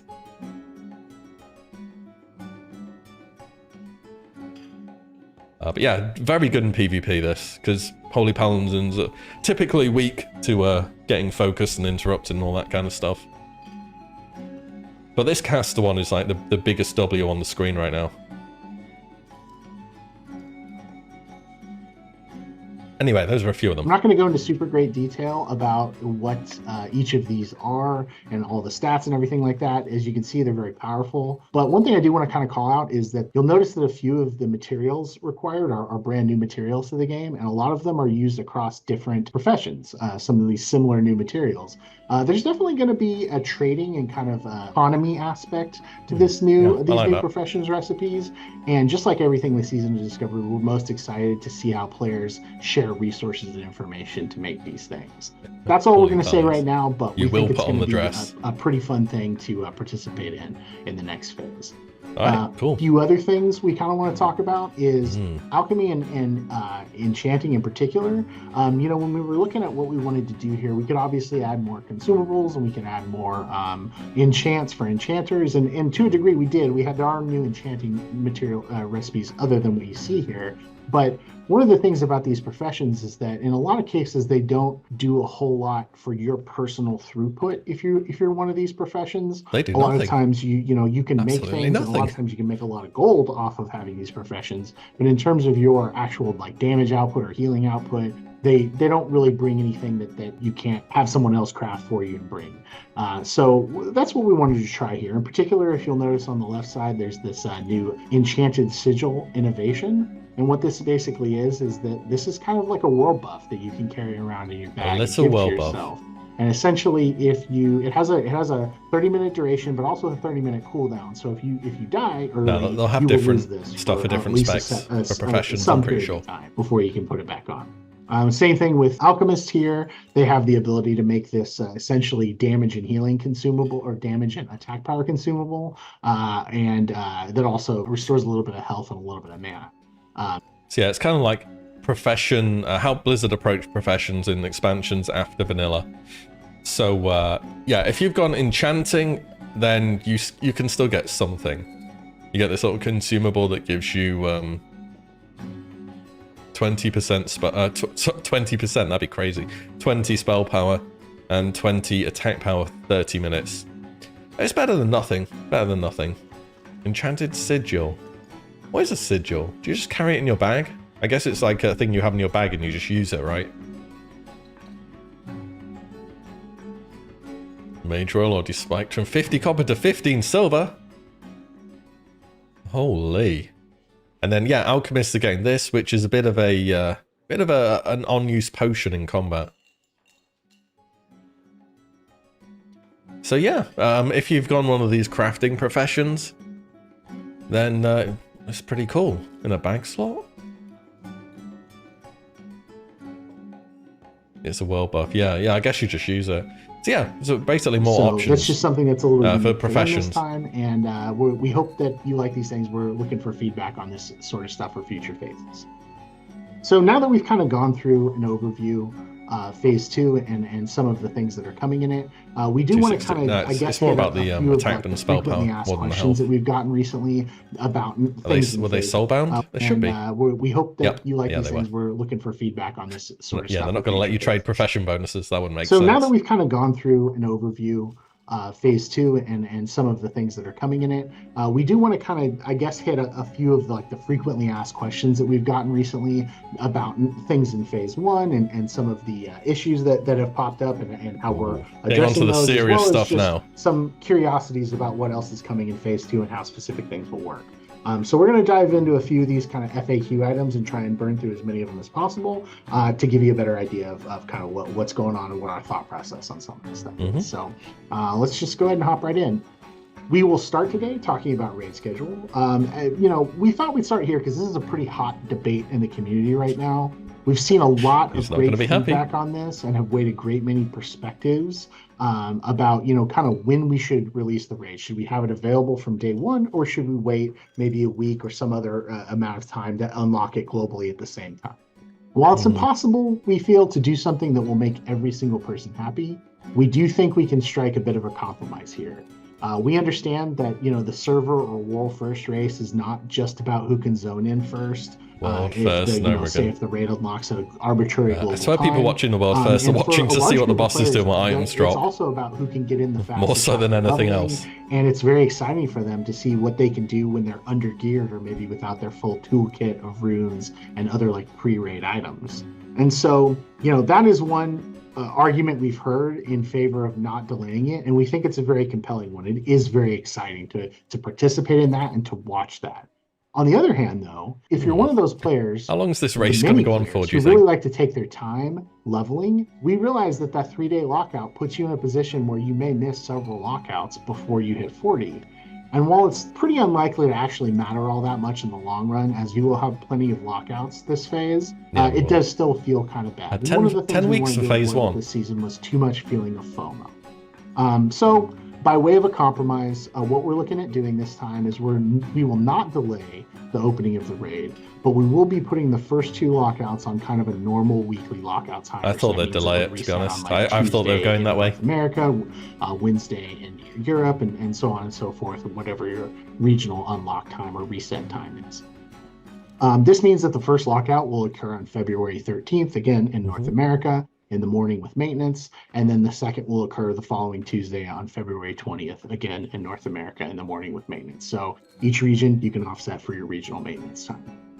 What this allows us to do is... Yeah, so basically first 2 lockouts are going to be with the weekly standard lockout set. They're going to be 7-day lockouts, what you're used to from every other raid ever, apart from, you know, ZG and Karen, stuff like that, where they're 3 days. And thereafter, then they're going to go back to 3 days. I think the idea is so that there's some kind of race for more hardcore players, but if you have less time to play, or, you know, you don't want to like sweat out getting to level cap and getting into the raid as soon as possible, that you don't feel as though you've missed out as much. I think one thing you can take away is we've had plenty of time to level up and get into the raid in phase 1, so hopefully people don't feel as pressured to like rush towards the level cap. Also level 25 to 40 is like... don't want to take away from you. It's going to take... How long do you reckon? 25 to 40? This the number of lockouts that are possible 25, 30 hours, thereabouts, maybe more. Players who are leveling a little bit more casually or a little slower pace may not feel like they missed out on as much. It's not a perfect solution, and that's one thing we really want to stress, is that when you deal with a game like World of Warcraft and on this scale, there's no objectively correct answers.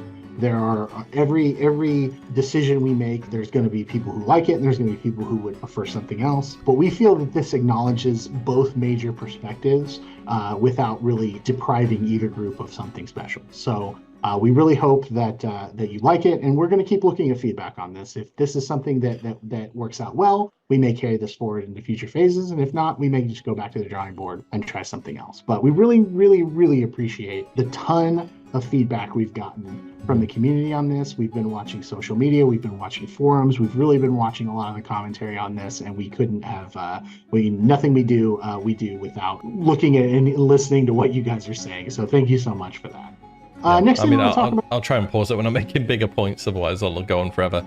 I don't think it makes much sense, really, even if you're slower. Why does it matter if people get to do a few extra lockouts before you max level? This is pretty much just a compromise between the two groups of people. The hardcore, obviously, not a lot of the hardcore, a bunch of people want it to come out straight away so they can raid straight away and have a race and, you know, put in all their preparation they've done in phase 1 and get something out of it. And then people who have less time to play or whatever it may be don't want to feel as though, you know, they're missing out because they have less time to play. So yeah, it's a compromise. They're trying to make both groups of people happy. Obviously, it's when you compromise that a little side has to give something up on both parts. It's fine. Like, after seeing the length of phase 1, I'm not like desperate to get into the raid within the first reset if I can't reasonably do that with how much I've played. So yeah, I think this is fine. A little bit is PvP matchmaking. We realize that it can be frustrating to get matched against a full pre-made when queuing solo. However, we do still have significant concerns about completely bifurcating PvP queues into a separate PvP or small group queue. What this means essentially is if you're in a group of 5 or less, you'll have a dramatically higher chance to also get matched against groups of 5 or less. And if you're in a group of 6 or more, same deal, you'll have a higher chance to get matched against larger groups or full groups. If the queues are long or the matchmaker can't find a good group that fits within these parameters after a certain amount of time, it'll abandon these rules and go ahead and match you with the first available so you can at least play a game. But by and large, we feel that this will help the situation a lot for those who just kind of want to queue up solo or just with a few friends and not feel like they're always going against a pre-made. We do want to stress again, though, that we firmly believe that activities like made changes, there it is, are just more fun and less stressful when players group up and coordinate. We can understand that if you just want a PvP and you don't want to join a group for it, it can be a little bit more frustrating than you feel it needs to be. But ultimately, coordination within your team, whether it's a pre-made or not, is going to be the key to success in any activity like organized PvP when you're playing against other players. Even when queuing solo, we encourage you to be as positive team members and coordinate with your groups to have the best time possible. You don't see the need for compromise. Sweaties can race the same way they would have if it was delayed for a week or two. It changes nothing. There would be less emphasis on the importance they put in terms of prep and being able to go into the raid under-geared, which they probably would be compared to if they had all the time to farm their previous. So it would change things and make it easier for them. But again, it's a compromise. Each side has to give a little bit.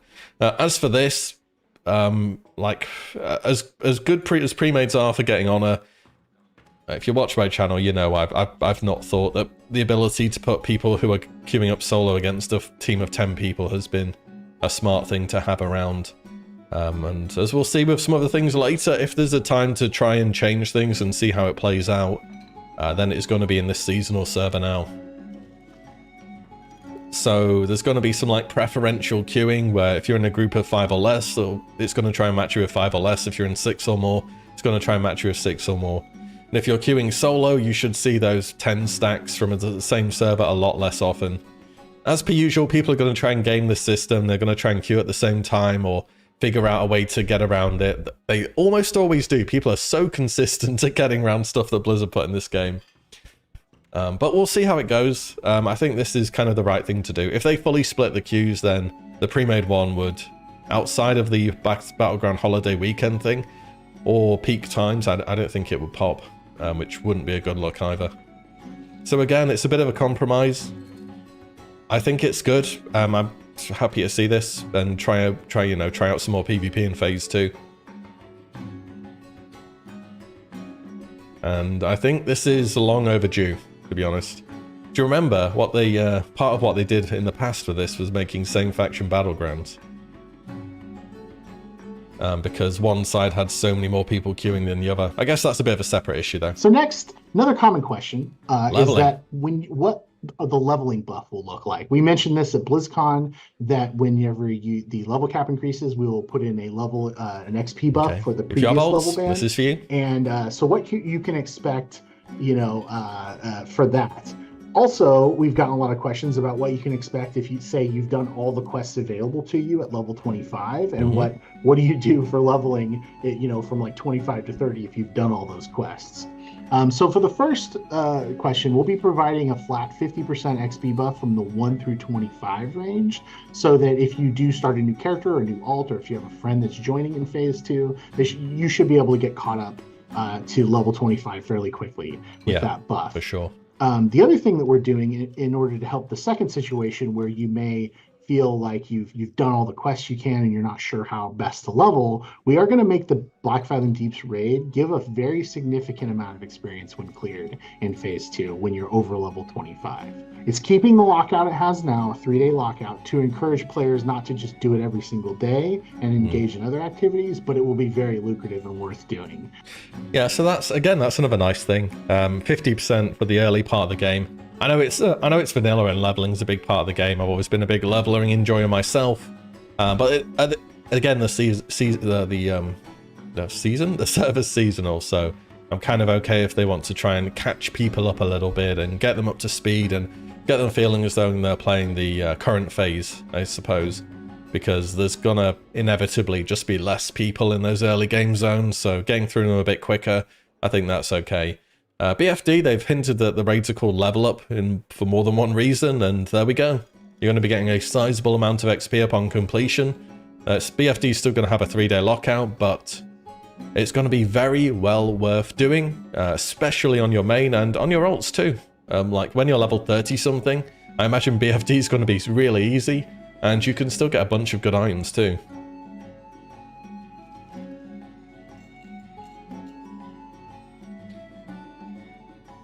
And finally, we have waylaid supplies, which will give greatly increased XP. This is part of the thing I thought they would change, and I thought they'd implement for the phase. As long as it continues to give experience, which will probably be sometime into the mid or late 30s.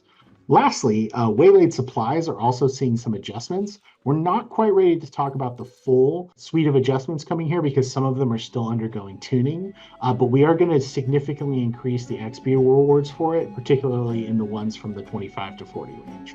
There will be new waylaid supplies turn-ins, and we want to make sure that they're very rewarding and there's something that you want to do. And we're also looking at removing some of the frustrations from this. Again, not quite ready to talk about the full details there, but you know, if you've had concerns with some of the frustrating aspects of them, then we're hoping to address some of those in the next phase as well. So stay tuned to look for a little bit more a little bit more information about that, and we'll have more you know, as we get really close to patch.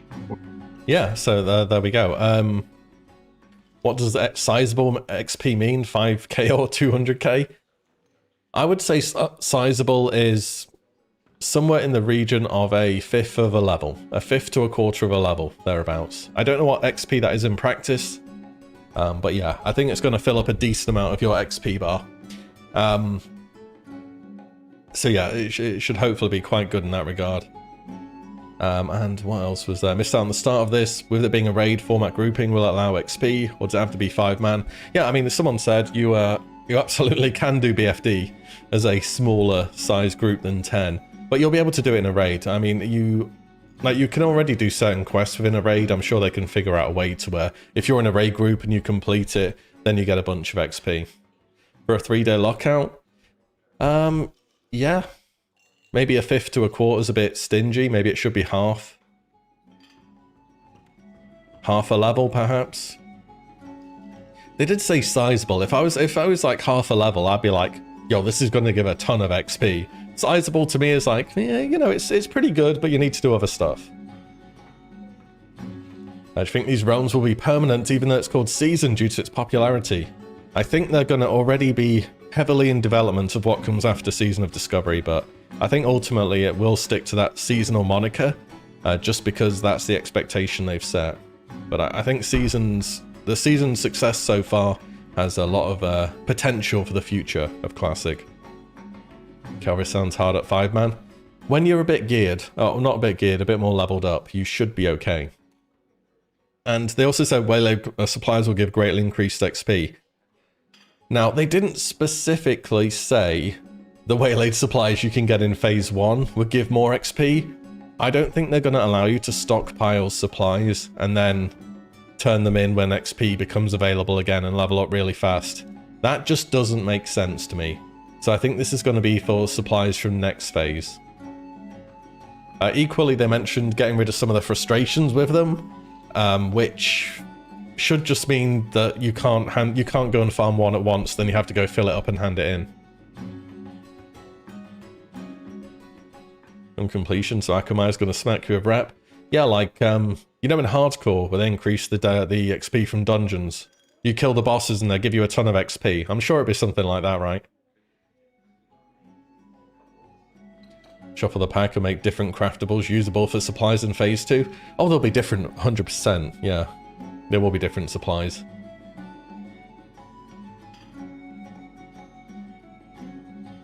So maybe they're going to say you can hold 3 of them at once. Maybe they're going to do kind of a different format where you could get like common chests and then rare chests and then maybe even epic chests, and different ones will give different amounts of XP. but I'm assuming that just means you're going to be able to hold multiple some way or another. Did say 25 to 40? Oh, they did say that. Oh, I missed that then. But yeah, I don't think you're going to be able to stockpile the supplies at the moment and get XP. Or the Anyways, carry on. A few minor adjustments to Ashenvale are coming. There will be fewer people in Ashenvale specifically when the level cap increases. So we're going to go ahead and move the event to a rigid 3-hour timer, similar to what Anna talked about with the Stranglethorn Vale event. This will basically be every 3 hours on the mark. Yeah. And it will happen without player intervention. They could have done this a while ago. Though, we don't want to make you choose between doing an Ashenvale battle and a Stranglethorn Vale battle. So the Ashenvale timer will be offset by 1 hour from Stranglethorn. So if Stranglethorn starts at noon, this will start at 1 p.m. and they should never overlap. Yeah, so we're pretty excited about that. That's good. And we hope that the Ashenvale battles continue. Everyone loves well buffs, right, guys? One other thing that is kind of a common question and topic is kind of what are we going to do with the world buffs in the next phase? Simply put, we're going to go ahead and cap them. The Ashenvale Weekly Quest world buff is going to be capped at level 39, and the Black Fathom Deeps world buff is also going to be capped at 39. So you can enjoy those while you're leveling, but once you hit 40, you'll no longer basically be able to gain the benefit of those. Please also note that the Stranglethorn Vale PVP event will not actually have a world buff this time, but Gnomeregan will. Our goal is really to keep each phase's world buffs fun and exciting, but we don't want to add too much overhead to the evolving endgame. And we don't want it to be a slog to have to go all over the world to get all of these world buffs. And especially once we hit 60, we don't want you to have to slog through going all over the world and getting everything. Yeah, that'd be kind of ridiculous if you had to do that. That's where we landed on that. We're obviously open to feedback on any of this. So please let us know what you think. Profession specializations. This is another really hot topic in the community. Yeah. Just like with phase 1 when we capped professions at 150, with phase 2 we will be capping them at 225. 225 as expected. We've decided that profession specializations will also not be available until phase 3. So that's when the level cap goes to 50. We feel that profession specializations outside of engineering and a few other exceptions are kind of lackluster at original WoW, and we really want to do something fun and cool here, and we really want to take our time to do it right. So for phase 3, profession specializations are going to have a large focus, and obviously we're not going to talk about it now, but do stay tuned for more information on profession specializations as we move closer to phase 3. Yeah, so obviously if you saw the video, I thought that we would be able to get them in phase 2 because that's how the game worked back then, and that's how it technically should have worked, but they've decided that nope, no profession specs until phase 3, which will be level 50. Which is going to be like 10 weeks after the patch happens. So, yeah, if you've been planning your sapper charge materials and all that stuff, unfortunate. That's life on a seasonal server, or life on a game where things get regularly updated. Sometimes you speculate, sometimes you don't get it right, but hey, it is what it is. At least you'll have the mats for the future. Yep, no Wolf's Head either. Unfortunate. Yeah, I mean, as mentioned earlier, the profession specs are kind of meh on a good day. A lot of the good ones is Wolf's Head. A lot of the Gnomish engineering stuff's cool, Sapper, and that's kind of it. So if they can make them awesome, and you're like, I'm a Gnomish engineer, and I get this like crazy thing where I can turn into a spider tank and then fly around the sky and then drop bombs in STV. Oh, I can't say flying. That's far too far, isn't it? The best iteration of WoW they've ever made. They're learning from the past. You have to give them that. Yeah, I've been enjoying it a lot. Thank you. But yeah. Another common question that we get that is somewhat frustrating to answer, simply because kind of the more we talk about it, the faster bad actors can work around our efforts, but it's botting and exploitative accounts in general. Botting is sort of a colloquial term that includes a lot of things, including just exploitative gameplay that players engage in. And it has a negative impact on the game. It really does. It's something we don't like. It's something we actually hate. We spend a lot of time and a lot of effort trying to combat. And while we can't really talk about the specifics of what we're doing, we do want to talk about some really exciting new tech that's coming with Phase 2. We've had this in limited testing on live, both in Classic of its various flavors and Modern for quite some time, and we've seen some very positive results from it. And so we want to set expectations that You know, there's never going to be a time where World of Warcraft or really any online game is going to be completely free of bad actors and malicious accounts. True. But we're very positive about the results we've seen from this new tech, and we're really excited to see it rolled out. Paradoxically as well, kind of the more effective we are at some of these things, the more outwardly visible the bad actors can become. A lot of times following many of our ban waves, you may actually see increased bot activity as bot farms essentially spin up new accounts and start over. But there's been a few instances of this happening. We do a large ban wave, and then everyone, you know, I see videos posted online of streams of bots going from one part of the world to the other. But when we see that stuff, when we report it, it actually helps us clamp down on that new method as well. And it gets the bot farms into a position where they are constantly kind of 2 steps forward and like 2 steps backwards. So that is really helpful. And as much as it's frustrating to see, we really want to encourage you to continue to help us by reporting things. And we're going to continue to do exhaustive work on our side for this. Report everyone, especially hunters. You never know. Never easy to talk Can't about. trust hunters. We really appreciate your patience with us. So the last topic that we really want to talk about, and this is kind of a big one, is just jumping right into it, starting with phase 2 of Season of Discovery. We're going to be experimenting with a new policy change. GDKP will no longer be permitted in Season of Discovery realms. And to kind of recap, for anyone who does not know what GDKP or bid raids or dungeons are, it's essentially a raid or a dungeon run where the loot rules is that all loot that is distributed is essentially purchased with gold. So items, an item will drop. It's then put up for bid by the loot master or whoever's doing the loot. And interested parties then bid gold for the item. When the highest bid wins, and when the gold is received, it's split within the participants of the raid. This is something we've been discussing for a very long time on WoW Classic, and it's not a decision we've arrived at lightly. It's fair to say that GDKP has some benefits to individuals who don't want to be tied to a traditional guild or set raid schedule, and GDKPs are, while largely transactional, another social activity in the game, and we're always hesitant to discourage anything that gets people in groups and playing together. However, we do remain concerned that GDKP erodes traditional guild and social structures that are in many cases the basis of our most fond memories of original War. And that's the big reason why they're getting rid of it for this phase. As much as the whole RMT thing, well, they just said there that it erodes the social structure and traditional guild format is a big reason why they're getting rid of it. You can raid now, and you can raid entirely in a GDKP. And whenever I see this topic brought up, I see people saying, you know, GDKP existed back in the day. You know, it's always been around in World of Warcraft. I don't believe it was ever the case that you could replace guild raiding with GDKP, which now, today in World of Warcraft, you absolutely can. In fact, if you go and check Warcraft logs or something, a lot of the really good guilds are just GDKPs. They're like alts from people who raid in high-end guilds who come together and they make their own thing, and it's a GDKP, and it's like just another shard of their guild that allows them to raid more. And the longer this situation continues and you just let GDKP exist, the more it kind of encompasses all aspects of raiding. I was looking at Classic Era earlier today. Obviously, Classic Era came out in, I want to say 2021. All right, it's a few years old by this point in time.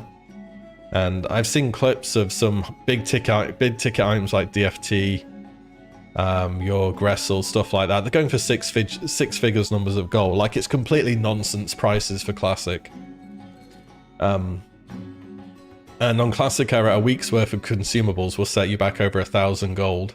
It's just like absolutely nonsensical how much gold you need to continue playing in a version of the game where it's existed for such a long period of time. But yeah, again, everyone wants something for their time. Everyone wants to feel as though, you know, if they don't get an item, they get gold. But at the end of the day, there's also negatives to it. There's always been negatives to it. There always will be negatives to it. And this is pretty much it. We want to give a version of Classic without GDKP a try. Now, at the moment, in Phase 1 of Season of Discovery, you've probably seen a few GDKPs. If you play on a big PvP server, you're going to have seen more of them, because that's just That's just how the game is. The people who are generally a bit more try-hard tend to play on very big PvP servers. If you're on PvE, you probably haven't seen that many GDKPs. Now, with us being in 10-player raids on 3-day lockouts, it's kind of a meme doing GDKPs in this phase, because there's not much loot scarcity. There's a couple of items which are hard to get, like the staff, the pearl might be quite hard to get, and then what else? The tier pieces, I guess the epics in general. But there's not a ton of loot scarcity, and that would have continued throughout these level up raids, which I'm assuming are all going to be 10-man. But once we get back onto, once we got back to level 60, and assuming we go back to level 40-man raids again, GDKPs would have exploded in popularity because of the loot scarcity would have become much more of a factor. Because now, for example, how it is on Classic Era, you're playing a warrior, you want DFT, so does everyone else. That makes it worth an insane amount. Whereas, you know, if DFT was a thing and it was a 10-man raid, you might only be bidding against one other guy, so it's not going to be as much as a thing. They said we're getting 40-man. Yeah, I think so. I don't remember seeing them say that, but yeah, no, I believe they will be doing. Flasks at 500 G a pop. Before ever started thriving, they were 80 G. I went and checked Firemore Cluster Alliance on EU this morning, and Titans were about 700 G. Mongoose was 25 G. The prices are a joke. They're unbelievable. They should never ever get this high. I mean, to be fair, another part of it is this game has poor gold sinks. Like, there's spell ranks and mount, and that's kind of it. There's respec as well. But yeah, it's completely out of hand with how long this situation's carried on going and going and going. So if they want to give a version of World of Warcraft a try without this in the game, then go for it. I'm not the biggest fan of GDKP either, but if I'm being completely honest, if someone was mentioning, hope they put this in retail too, I think Wrath, and if I wanted to raid more in Wrath, I would do GDKP, because realistically, getting 12 out of 12 in a pug ain't happening, is it? It's very unlikely to happen in an SR run or something. It was in an interview? Oh, right. Oh, okay. I must have missed it then. And also there's the token stuff in Wrath, which I highly, highly doubt we would get in seasonal servers or something. But yeah, this is kind of putting a stop to it early on before things begin to get out of hand. It takes a long time for things to get to like some crazy, ridiculous prices. But yeah, we'll give Classic without GDKP a try. Now, I want to see what they've done. They haven't said how they're going to enforce it yet. They said they'd do a follow-up Q&A. Can't happen in a pug because of GDKP. And the token. Yeah, pretty much, yeah. They just don't exist anymore. Like, you have your guild or you struggle. You struggle, those kind of are your options. But yeah, they haven't said how they're going to enforce this yet. And yeah, enforcement is the big problem, and previous to this announcement, part of the reason I thought this wasn't a viable solution was enforcement. Because, I mean, damn, you see how many staff Blizzard laid off last week?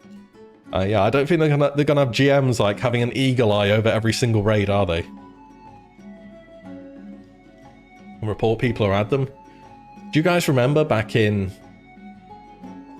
was it Shadowlands?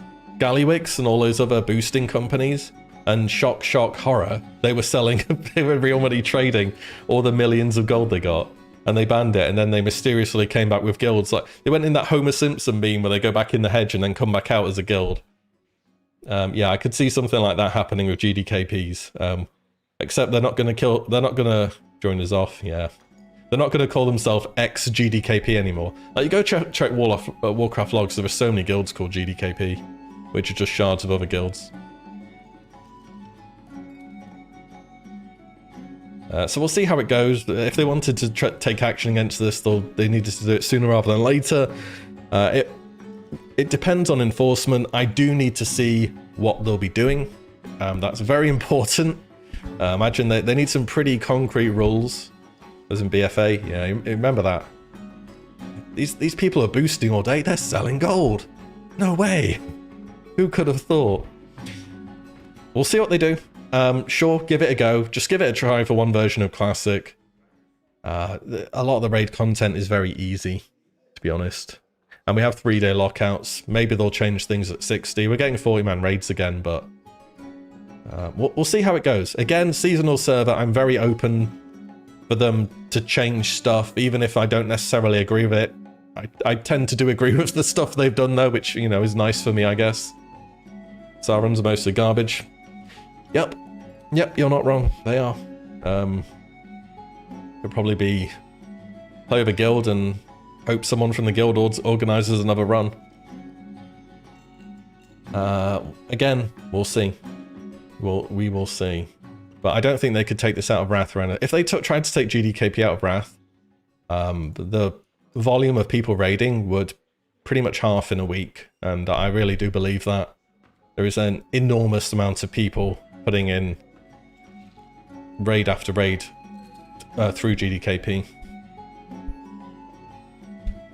Hope the raids won't be 40. Apparently they will be. Apparently they will be. We're just getting 2 runes next phase. No, those are just the 2 runes that have been shown at the moment. If it's like it has been in phase 1, we'll get 4 runes per slot, so 8 overall. But that's not been confirmed. We don't know for sure. Yeah, but at 40, like Cosmic's saying, at level 60, sorry, they're going to be 40 man. 2 rune slots, 4 runes per slot. Yep, what Rusty's saying. Did they intentionally skip over druids? Feel for you, druids. No, they forgot to put them on the slide. We looked at them earlier. But anyway, no GDKP in the season. This will, whatever enforcement they do, this will reduce the number of GDKPs because people won't want to get banned for running them. I'm sure people will find ways around it, but it won't be anywhere near as prolific as it has been in other versions of the game. So they're giving it a go. Fair play. We'll see how it goes. We'll see what else they have to say here. And it's undeniable that GDKP contributes to and drives a lot of malicious accounts, illicit activity, RMT, botting, all of the things we just talked about. Season of Discovery is highly experimental in its nature, and we take chances, and this is another chance we're taking. We want to give an honest try to a version of World of Warcraft without GDKP present, and this is our best opportunity for that. So as of the launch of Phase 2 on February 8th, GDKP will no longer be permitted in Season of Discovery. We're going to release additional communications with another FAQ to kind of go with this FAQ, talking about this. And, you know, once we do, we'll have that posted on forums and stuff. We'd really like to hear what you think. And we're going to really monitor feedback closely on this. This is a test, and ultimately this decision came as a result of your feedback. And so, you know, we want to hear more of what you think of this. We want to hear how it goes as we move through this next phase. And if it doesn't work out, we'll revisit this policy for future phases. We really appreciate everyone who has expressed that feedback and concerns on this topic. Thank you. So with that, I think we're done with today's presentation. Thank you so much. Heartfelt thanks from the WoW Classic development team. We've been actually blown away by the reception to Season of Discovery. We are thrilled that so many of you have been enjoying it as much as we are, and we can't wait to see you in Phase 2.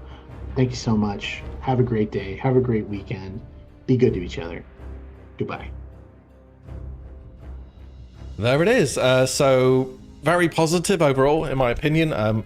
Through and through, pretty much everything they've done. They just added a blue post? Did they really? Ooh, hang on. Let me take a look. Ragnaros is coming. Am I sticking with my main? I will be playing the Warlock as my main. For my ult, I may have to join World of Warriorcraft. Kind of hoping. Massive poggies. Absolutely. SOD hype. Let me see if I can find this blue post.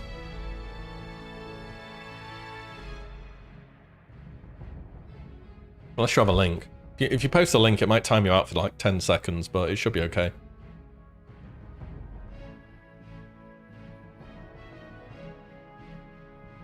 Oh, yeah, it just timed you out for a second. It's not like Banjo or anything, has it?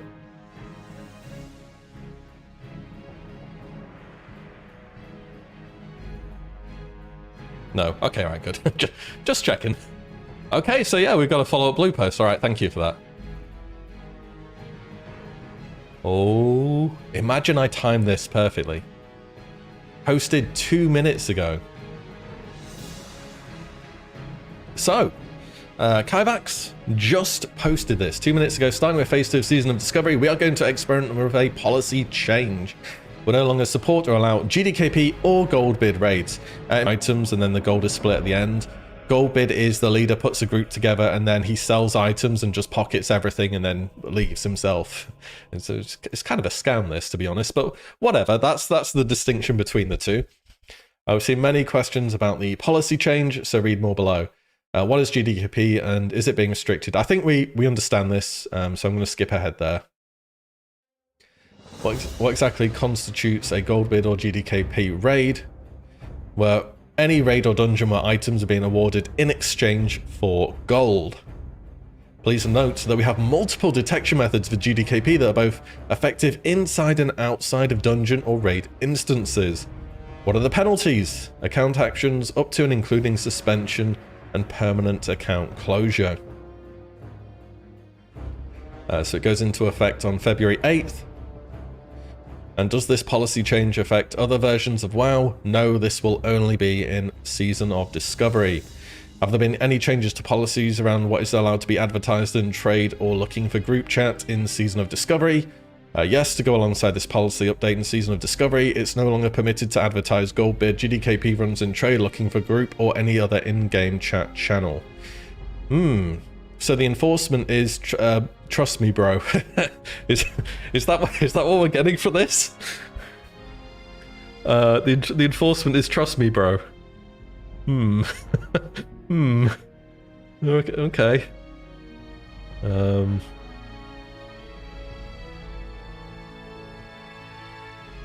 I'd kind of like to hear a bit more about that, but I guess they want to be ambiguous so that people have a harder time circumventing it. Yeah, loot counts with optional death rolls after. And we, if I death roll one, we just we sort it out after on Discord, right? So yeah, this doesn't really add much to what we already knew.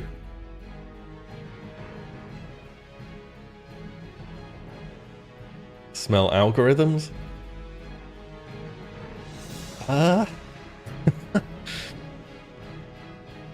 Yeah, this I'm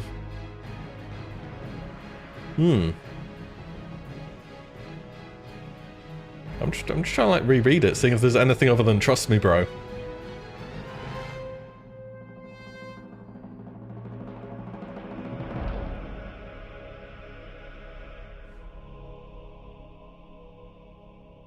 Microsoft themselves will pop out your computer and punch you in the face. If you even think about trading gold in a raid, a Murloc will appear on your screen and just delete your character. Yeah, we have ways. Blink, wink, wink, trust me. So I guess if there's anything like gold buying, it'll be like 2 weeks, then 6 months, then perma or something, right? Have they discussed how they will enforce no GDKP? Kinda, this is it.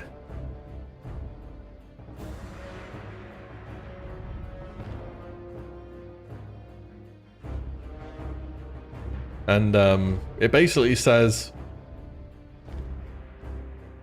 we can detect them. Yeah. Again, we're defining GDKP as any raid or dungeon run where items are awarded in exchange for gold. Please note that we have multiple detection methods for GDKP that are both effective inside and outside of dungeon or raid instances. This is kind of their detection method. Yeah, if I go around and find out. The detection method is, we'll find you. We're not going to tell you how, but we'll find you.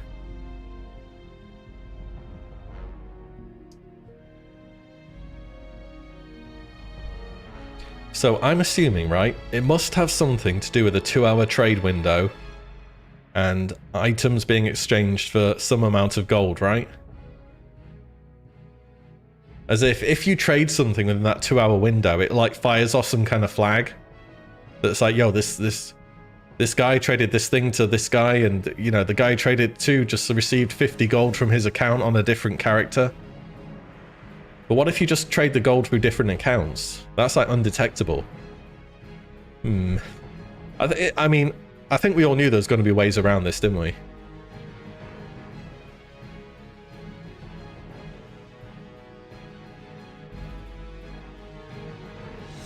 WoW players are famously good at breaking things. It acts as a deterrent. Yeah, I think this is kind of the main thing. It's going to stop a lot of people from, you know, just being able to do this the easy way. Because a lot of people they're just going to see you need 2 accounts or whatever and to do it safely, and they're just not going to do it anymore. There are ways around it. They're a bit inconvenient. That's kind of the name of the game when Blizzard bans something. They're just like, can we make this a bit inconvenient?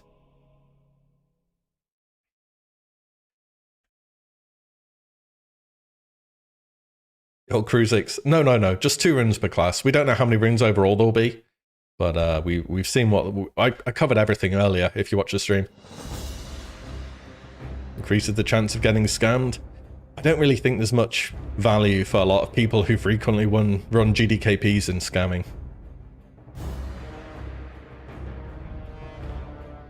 If you have made a name for yourself in some capacity and running GDKPs, I really think it's not a good idea to scam. Because just no one's going to show up anymore. You're only shooting yourself in the foot. Too many hoops for it to be widespread. That is the way they tend to do things. You remember in BFD when rogues used to pickpocket in there? And they changed it so once you get caught pickpocketing, you get some like debuff where you can't pickpocket anymore. They didn't ban the bots that were pickpocketing, they just made it much more difficult to do. This is how Blizzard handles bots. They try and create a loophole that doesn't overly affect regular players. And this is kind of a similar thing. They just make things more difficult to do as a regular person who isn't taking things like super seriously. Yeah. I mean, the key is not to overly affect your regular player, which if your regular player shouldn't be doing a GDKP, then this doesn't affect them anyway, does it? Tell WoW just bans GDKP sellers from advertising World Chat. Yeah, I imagine if you start spamming in World Chat, you're like just asking to get banned. I don't think you'll last long doing that. Especially now people have like the green flag to report you for this. You're going to get reported and absolutely buried. Acronym for GDKP. How about ulterior loot service motive via currency?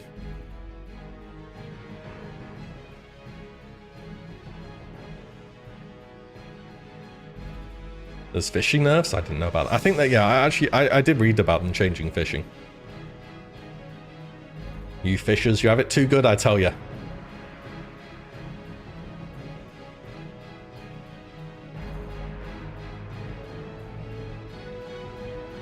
Gonna run a hogger GDKP.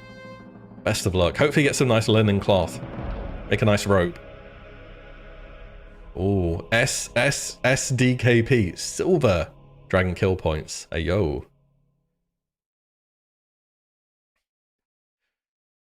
I had a video that's like completed and I was waiting for this blue post. I don't even know if I want to update the video because the the reasonings, trust me, bro.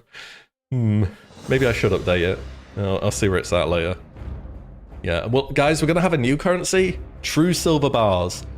Yo, that helm looks real good. I'll give you 15 true silver for that, bro. You know, under the table, nice and easy. Peace Bloom DKP, like the Barney vid. Oh yeah. Back in the good old times of the war effort. Is XP boosting next on their list? No, but some of these later dungeons did receive changes in Season of Mastery, where they basically put in anti-boosting measures. Result in bartering. Yeah, I mean, yeah, we're just memeing. But yo, for real, if you want this epic one-handed sword, I'm gonna need 15k Peace Bloom. I suggest you make alts, but buy multiple accounts.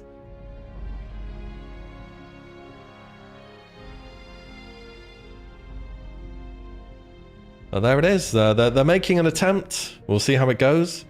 If you want to keep doing GDKPs, you can do so on Wrath, you can do so on Error, and you can do so until February 8th. Thereafter, people are... I mean, to be honest, if you start advertising them now, people are just going to mass report you. Mass report you. They're not technically in the right for doing so because it is allowed, but yeah. Excited with the tailoring craftable. 50%, yeah, 50% spell reduction. If it was 50% damage, everyone in the game would get, melee classes would get it. It would be that good. Yeah, we were talking about that earlier. That seems like the best one by a mile from what we've shown. Why would they tell you on how they're detecting it? Yeah, why would they? Why would they tell you how they're detecting bots? Yeah, maybe trust me, bro, is the right answer here.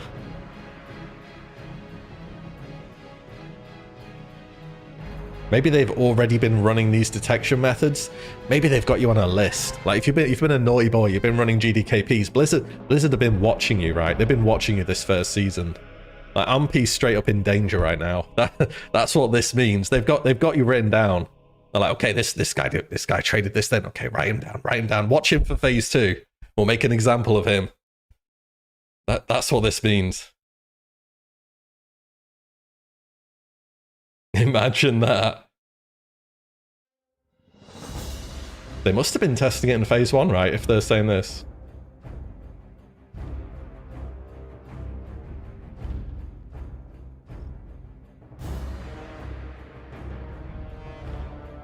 Yeah, and then they try and carry on in phase 2 and boom, the ban hammer hits them.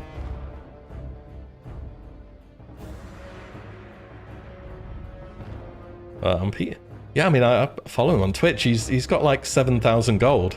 I think he was trying to go for gold cap in this season, which is it's going to be markedly more difficult. He better be good at boosting, because that's the only realistic other way to do it.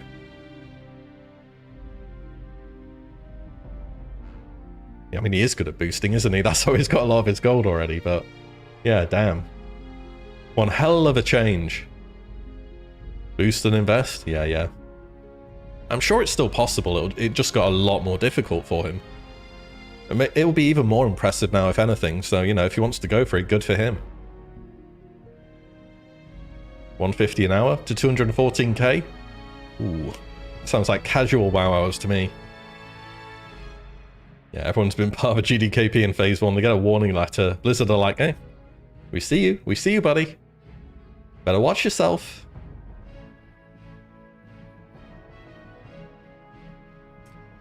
1,600 hours. There's people who've been probably played WoW more than that in a space of however long this season lasts. Pretty keen though. I'm sure boosting will become more expensive in later raids.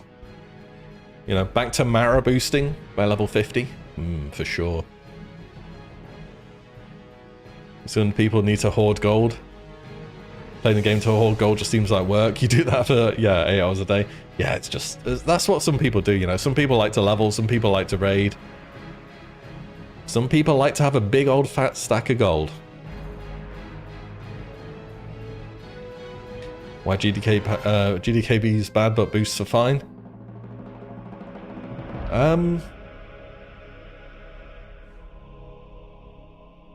Yeah. I'm not quite sure, and they did kind of try and remove boosting from the game in Season of Mastery, so again, maybe some of these later dungeons are going to have restrictions on them. I mean, personally, I think it's kind of dumb that mages can face tank damage. I think mages should have to kite if they want to boost. Boosts do require skill. They do. The Wailing, if I tried the Wailing Caverns one now, it would take me a while to learn, I imagine. Yeah, I'm like the Mara 500 pull, or whatever it was back in Classic. That was crazy, right?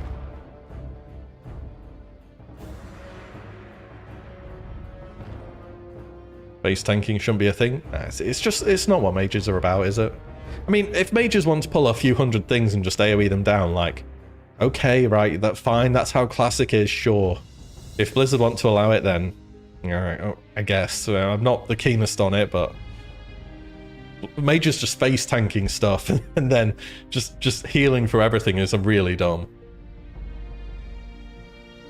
Wait, Living Flame affects 6 targets. Maybe they could do that, I'm not sure. The thing is, mages, if they have to, they'll go back to kiting with Improved Blizzard. And just Living Bomb stuff, Improved Blizzard, get a few ticks. You know, Nova stuff, nade them, keep Living Bomb, Improved Blizzard, and they'll find another way to do it. It wouldn't stop them long term. Boosting doesn't hinder anyone. Not directly, it makes the open world less lively, which you could say directly impacts people. And the ability to find regular dungeon groups. Like if you're on a big server now, can you find a Ragefire Chasm runs really easily? Or is it like you go looking for an RFC run, it's like boost, boost, boost, boost, boost. Nobody wants to run the dungeon. Has that happened?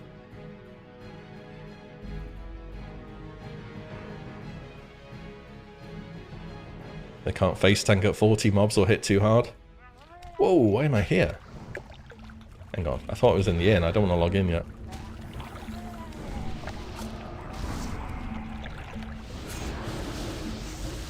Yeah, it has. Didn't take too long. I won't be surprised if it does happen.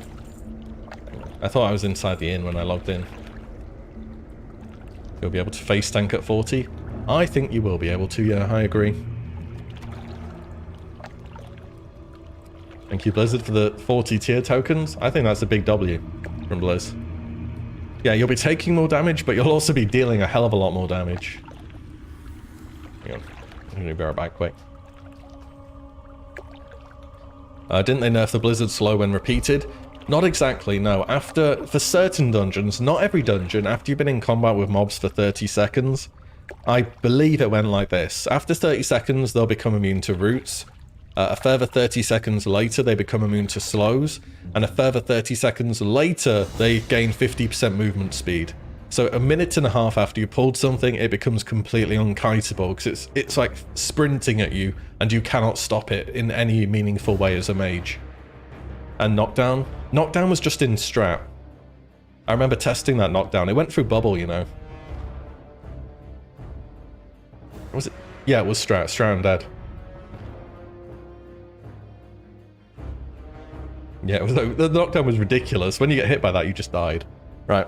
I'll be right back. That's all the news. And then we're going to do a bit of leveling on the mage. One sec, guys. Hold on.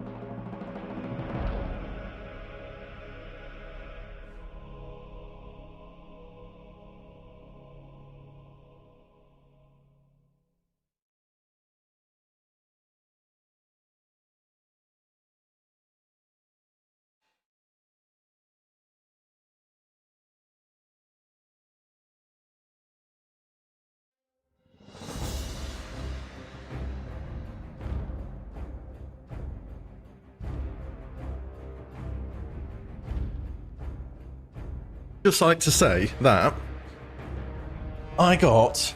Wait, when did I start? I started at 3:30. Wait. There's no way I... Wait, I started... This is so much time, I can't believe it. 3:30, 4:30. I got nearly 2.5 hours out of a 30-minute video. Yo, Asmongold, eat your heart out, man. That is the best video to watch time duration I've ever seen in my life. Holy crap. I had to do this full time or something. That is unbelievable ratio right there. Sheesh. Not bad.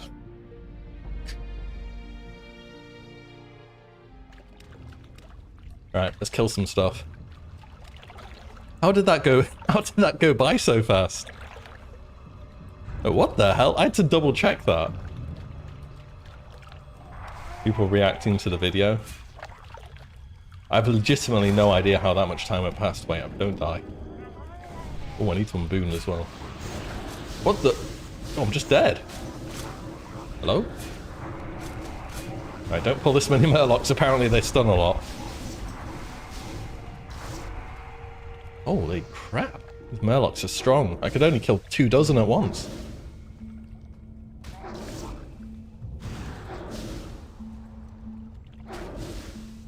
Oh, wait, let me move my head a bit back up.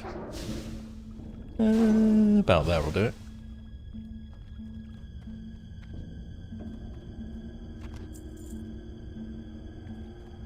Found the secret. The secret is, wait for somebody else to make something, and then you just react to it. That's the problem as well. I'm so used to making videos, not reacting to them. Going to Hillsbrad yet? Probably at some point. I don't know if I'm going to get to level 25 today. I really didn't expect to be talking about that for that long. I have no idea how that much time went past.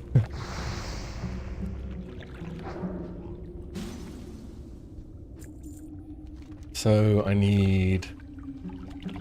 Oh yeah, I was going to try this elite quest up here. Thul's Head.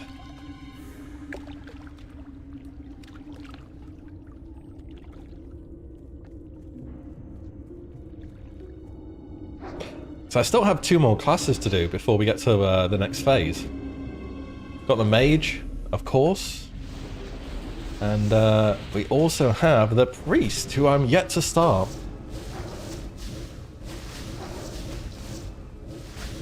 Hello, Ababtu. How are you doing?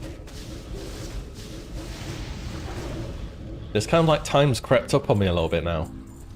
Seriously, 1 item out of 6. Alright, lovely. This is one of these classic quests for you.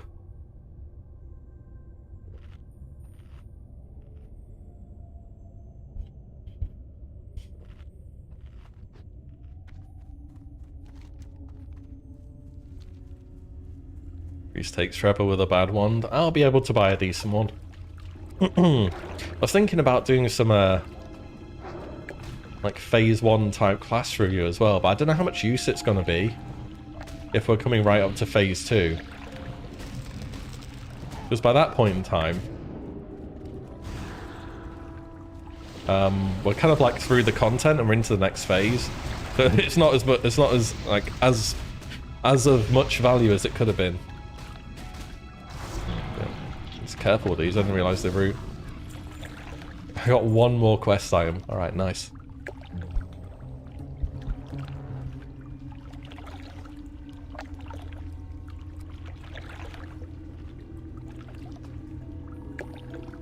But yeah, I do want to finish Priest as well. And of course I'll have a full video about all the news and stuff. It's kind of a...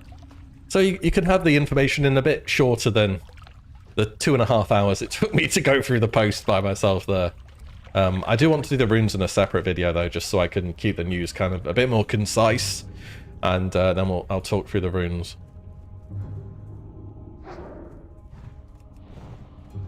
I don't know if I've changed impression too much on what I initially thought about them.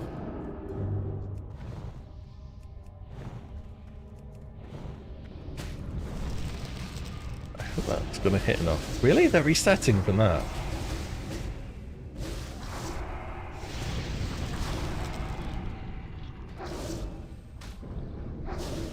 But yeah, it should Hopefully be interesting. A lot of stuff to look forward to as well. I want to see what they do in Phase 3 as well with the profession specs.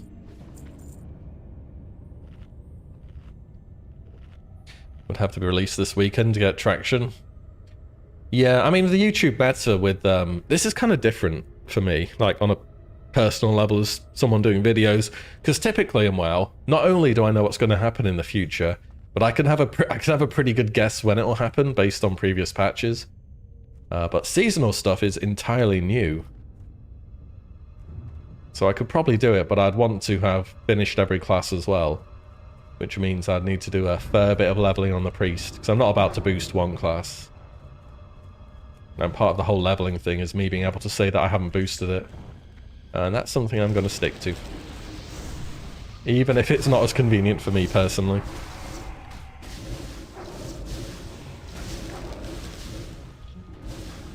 I did it in Classic, leveled everything from 1 to 60. That took me a long old time. Hello, Ron. Horde again? You never like seeing Horde, do you? Afraid so. It's still the Mage. It's still the Mage. I have the Priest left to make, though, so... Went to Hillsborough at 22. It's how contested? I don't have to worry about contested on PvE. I was kind of just finishing this quest here because I had it, and I wanted to try this elite one. And I was going to go down here and do this one, and then do this one, and then go over here. You're mad about it. You're not happy. Alliance soon. TM-ish. How long does it take to make a 20-minute video? 20 minutes is pretty long for a video. I do write everything myself. I've written an absolutely ungodly amount of words about this game since I've started doing everything, making videos. Because I think a 12-minute video is about 3,000 words or something. And I've done like 550 videos or thereabouts. It's probably a lot more than that by now. They keep evading, man.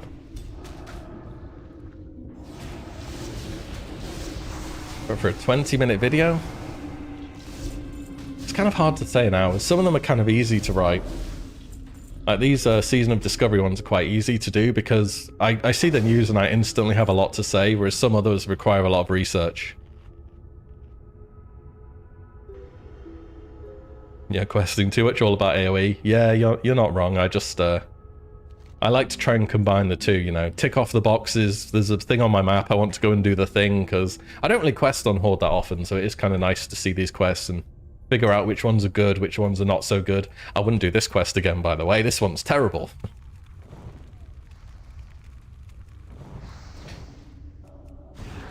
Yeah, some of the videos I've written for this game are like full-on university dissertation length for one video, and then you put the video out and you hope it does well. You move on to the next one. It's no, I'm not going to try and make it seem like I've got the hardest job in the world here, because I definitely don't, but there is a fair amount of time that goes into it. Yeah, it's maybe if I streamed more there'd be more playing the game than necessarily doing what I do, but from a YouTube perspective, playing the game rarely actually ends up being in a video. It's like occasional clips or something. Videos are all about research, writing, editing, recordings, thumbnails. Trying to, you know, do something a little bit better in this video than the last one. All of that kind of stuff. That's why streaming's a bit different, because you just get to, you know, have some people in chat who enjoy the game as well, talk about it. You know, the goods, the bads, play a bit of the game as well. I do the fair bit of that anyway, as you could probably tell.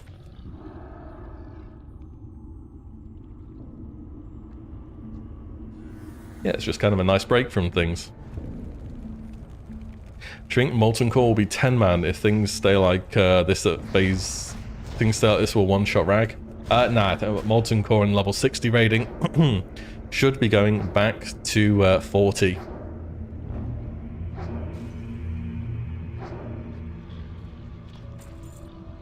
This quest is real bad. I need to unboon. Do I unboon here? Ooh, I've got both my... You know, I'm going to... Yeah, I'm going to unboon here.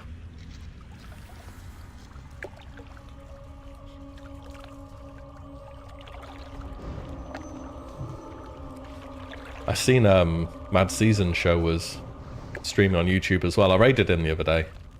It's nice to see him making content again. He was gone for a long old time, but definitely someone to look up to in terms of the video making department. And he's been at this for a lot longer than me as well. I only started with Classic, which was 2019 really. Didn't he quit? He did for a long period of time, but as is often the case with World of Warcraft, it just drags you back in one of these days.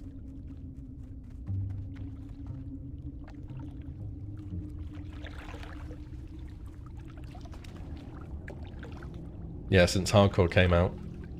Yeah, I've often thought I should have streamed Hardcore more when it was a thing, but I guess I felt I was busy enough doing the old YouTube stuff. I kind of want to stream the self-found mode when that happens. And that is due to happen from the roadmap that they gave around midway through phase... Or is it around phase 2? Because there'll be the roadmap, and then there's going to be the Cataclysm beta. Whoa, Cataclysm hype. Which I'm sure you're all extremely excited for. And it's not just me. That will be out around then. So there's actually going to be a fair different amount of things. Deviled clams. Actually, it should be about the same. Gallifrey and your Cata enjoy it? Me too. I'm unironically looking forward to it. I know a lot of people meme on it. I'm probably not going to stream Cata much, by the way. So I'm enjoying streaming. I want to carry on doing this. It's not exactly like I'm overworking myself, streaming twice a week for like 3 or 4 hours at a time. It's like a part-time job, isn't it? Part-time job where you're playing the game. Yeah. Real tough. Don't push yourself too much, buddy. But no, I think I'll stream the beta a little bit, at least.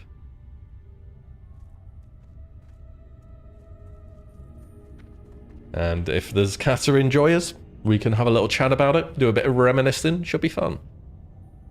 Yeah, I am looking forward to it. Whoa. Right, how tough is this guy in here? Because I'm not sure I've done this quest before.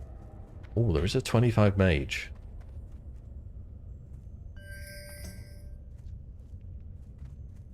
Snarlmane. You know, we'll pull a few things.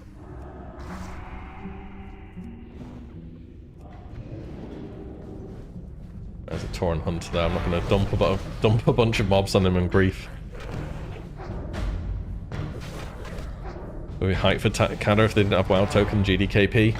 Yeah, unfortunately they're too interconnected at this point. Even me, who's like an anti-GDKP Andy, would run GDKPs in Wrath or Cata now. It's just too far gone. And if you wanted to find, especially when content starts getting much harder, SR groups and PUG groups just begin to struggle much more. Kind of is what it is, you know. Hope they change it to 20. Pretty sure they're doing 40. Where is this guy? Is he outside or... I don't know why I'm even looking for an elite at this level. Like, elites at this level are always terrible. Like, you loot them and they give you some absolutely garbage item or something. Might be a health pot angle on this one. Or I'm just going to mage it. I'm maging. I'm maging. Okay, right. Nice class, Blizz.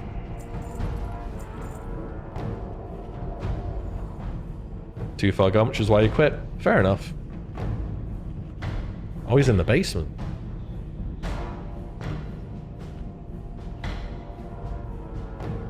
What will the Cata pre-patch event be like? What was it like back in the day? Was it just elemental invasions? And you just go and kill some stuff? Or am I thinking of Legion and or Dragonflight? But no, I respect that. If you think it's too far gone, you quit because of it. That's alright. I'm still raiding my guild in Wrath. I do a full clear on Heroic weekly. And I'm looking forward to the raiding with them in Cata as well. But yeah, if I wanted to raid more, they have GDKP. I know people in the group. That'd be a good group to play with. So if I really wanted more, I would do that. Absolutely. Wasn't it just Deathwing killing zones with Fire Breath? I could be getting them mixed up. Holy mob density. Do I just run in and mage them? Right, the hunter's gone. I think I just run in, right? Hex of Ravenclaw, Immolate, Demonize. So he doesn't have any dangerous abilities per se. I'm maging it.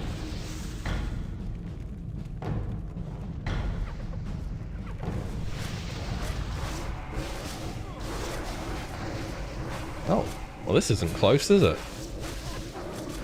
Hex of Ravenclaw. Spell that.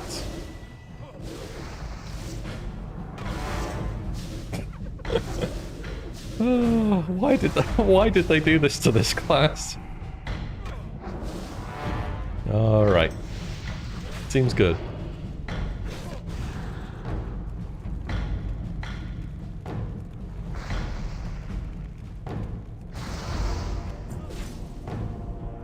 Now we'll just wand them a bit.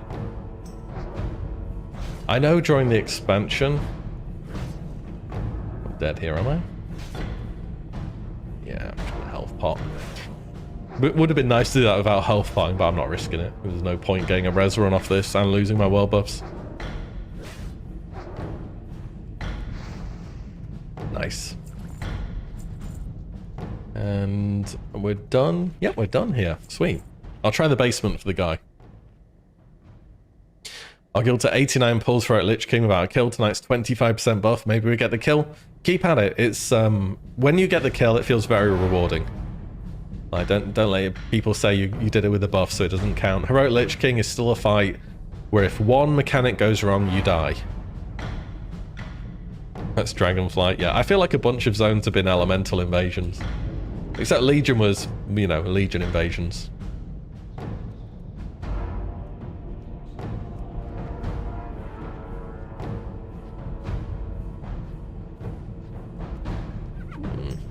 Can't see him in here.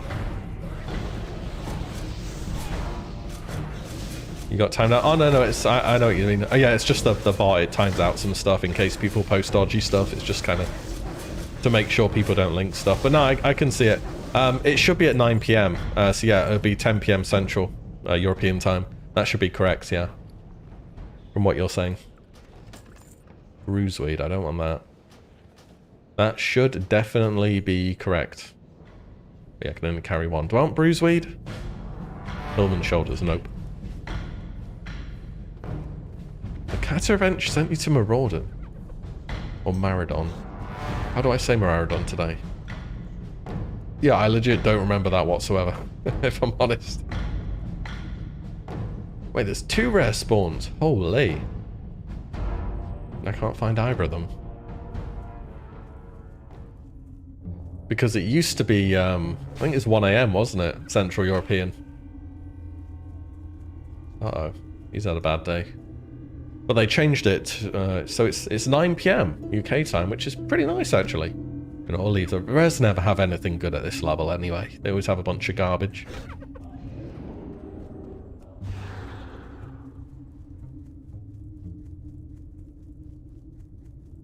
You dealt with a Twilight Cult.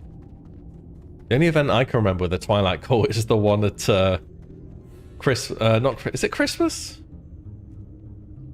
The one outside BFD. Or is that Halloween? No, Midsummer. It's Midsummer, isn't it? I got there eventually.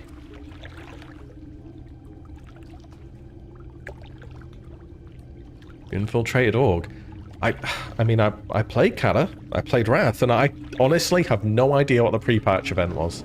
I could not tell you.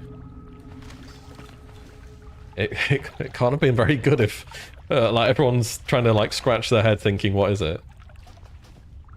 Yeah, a bit of a dud considering, you know, Scourge Invasion in Wrath. Probably one of the most famous pre-patches ever. The Doom Speakers? Oh, the guys with the sandwich boards who were wandering around. I remember, okay, yeah, I remember them.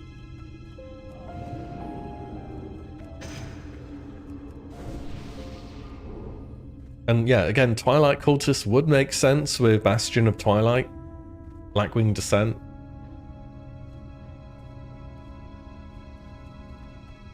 Thought I was joking. What about GDKPs or?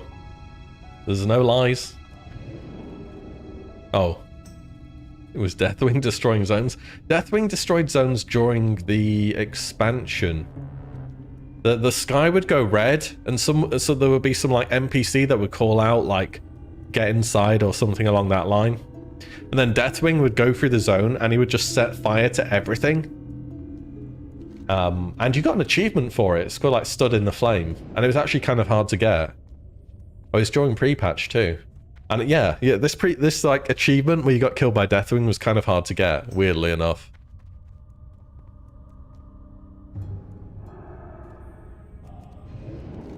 So we need the staff and then kill some stuff and then kill this guy and then Hillsbrad.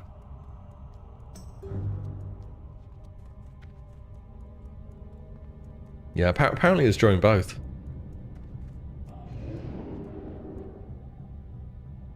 But yeah, a big change in Kata is I think there's going to be more of a move towards progression raiding and, you know, wiping a lot more so than entering a raid and looking forwards to getting the drops and just having kind of a chill time. So I think it starts to cater towards a different demographic, which isn't necessarily a bad thing. I mean, not every version of WoW has to be the same, does it? And though Heroic will be a step up, in Kata, it's not going to be on the same level as Mythic, so I think we might even see more people from retail who perhaps started a little bit later, being like, oh yeah, you know, I started around Kata, I'd like to try that out actually, you know, and clear Heroic Rag, clear Nefarian or whatever it may be. So I think it could be pretty interesting. I don't think it's going to be as big as Wrath. Or TBC? Maybe TBC? I'm not sure. I was trying to blink over that one. How much can I pull here? That should probably be enough, right? Oh, a few more friends. Never mind, I'm a mage. I kill everything. And I move.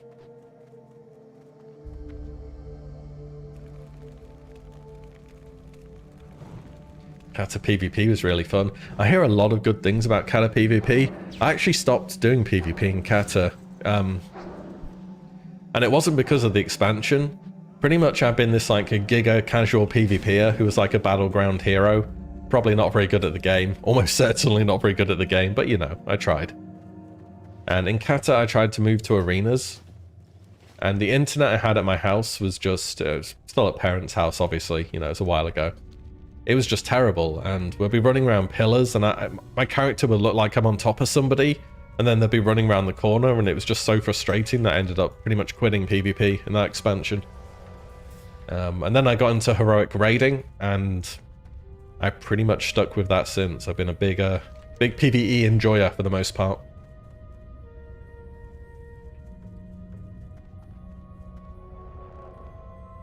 Yeah, I keep hearing it's fantastic. I'm always like, damn it, I missed out on a good expansion now. Maybe I should put more time into it.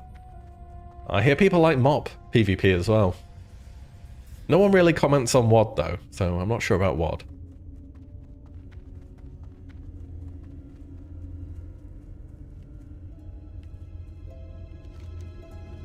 Where is the entrance here?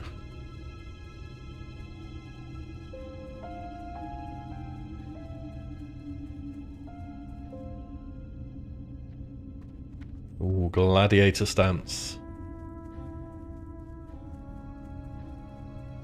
Yeah, people enjoy gladiator stance a lot. At the start of Warlords of Draenor, I played a Ret Paladin because I heard they were the new thing to play. And I played it for a bit in Highmaul, and I was like, wow, I hate this. I don't even know if they did good DPS. I was just like, oh, I just don't enjoy playing it. And I ended up quitting. And then I didn't really start playing again properly until Hellfire Citadel. Skip to Blackrock Foundry. I know. Crazy, crazy thing to do. Never knew how good it would be. But you do hear a lot of people liking it these days. And then came back, played a bit of Hellfire Citadel, and I played a Marksmanship Hunter then. A Marksmanship, and if anyone played it back then, Chimera Shot, with which it did like a double hit. It's so much better than with the version we have in Season of Discovery, by the way. It like hit 2 targets at the same time. It was like you're firing like an actual chimera, like this 2-headed animal. And one of the shots would do nature, the other would do frost, and it did absolute chunks. Like this ability hits so hard. It was really satisfying to use.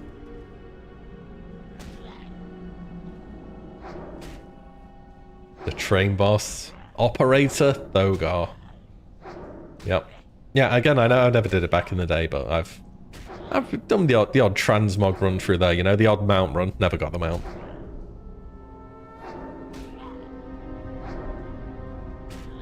Much problem is there nothing to do.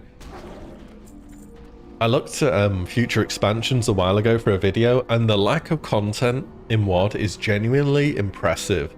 Like, pretty much everything that came out in the expansion came out in 8 months.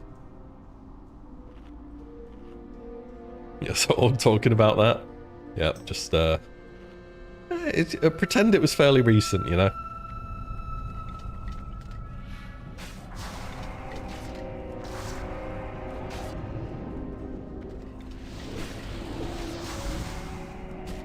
Hang on, just maging a little bit. Ooh, health bar might dip a bit here. Never mind, I am playing the Mage class. Which means I can face tank literally infinite numbers of mobs. Which is what a mage wearing cloth should be able to do. Nice, thanks. WoD felt like Blizz gave up. It did, I mean the vibe we got at the time playing WoD was that they pretty much wrapped it up. Like, discarded the expansion and said, okay, we need to make Legion good because this has been a disaster.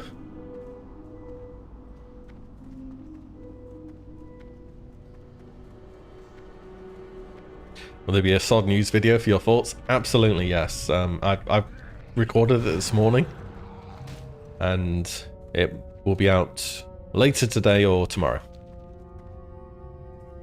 The major patch. Remember the major patch that had the new work table from the shipyard and had the left shark? It literally had a companion pet as a feature in a major patch. And yeah, the selfie thing. What was the other thing? What was the other feature? Was it like voice integration? Like who's ever used that? Some of the patches in WoD were actually a disaster. They're like, yo, we need something to put on these like lines to say what's new in the patch. Not a good look. Yeah, pretty scarce on content, the old WoD. Yeah, on the mage, I see 8 mobs together and I'm like, oh great, this will be easier. On the warrior, you're like, whoa. No more than 2, please. I am forsaken. Alright, let's head up here. How many runes am I expecting per class? Well, we're getting 2 new rune engraving slots. Along that logic with what we've seen so far, I expect 4 new runes per slot, so 8 total. Could be less, I don't know. We've only seen 2 per class at the moment. Phase 2 sod's gonna die. A GDKP enjoyer, I see. It'll be fine. There'll be a guild that has your schedule if you're on a big enough server. You just have to find them. Pretty great number. It should be, yeah.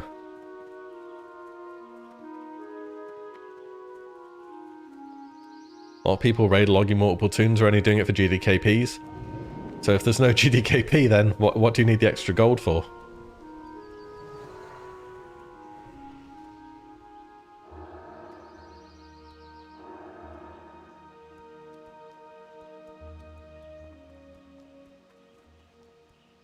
Huh? Message deleted. That wasn't me that time. I might have said something a bit weird, I don't know. I think Streamlabs might have not liked that. Anyway. Wasn't me that time. I wonder how they'll policy. They said that what the policy they'll do. The policy, what they said is they have ways to detect it. Trust me, bro. That was their policy.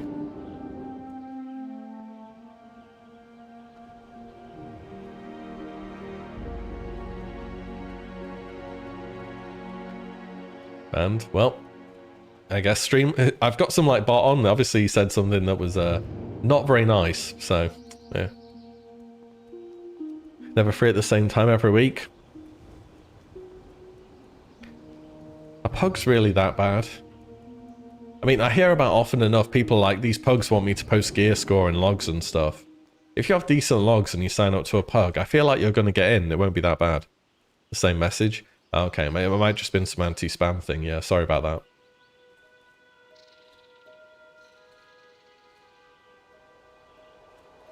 Pugs are horrible. I don't think that they all will be. I mean, I ran with a pug. It was essentially a pug with a few people from the guild I play with in Wrath. And we always cleared fine. We just did SR runs.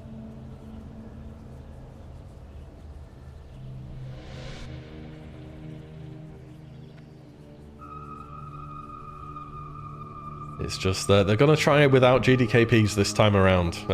It kind of is what it is. I guess if it ruins the gameplay too much, then there's sort of not much anyone can do about that. What can I sell here?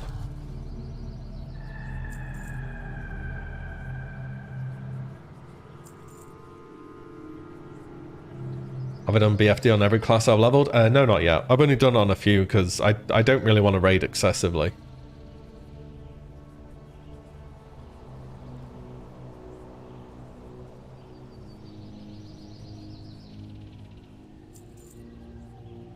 I think that's good.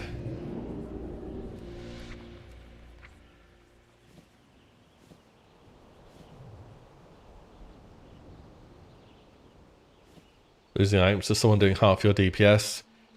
It is actually demotivating, especially when somebody's actually playing terribly and they win everything. But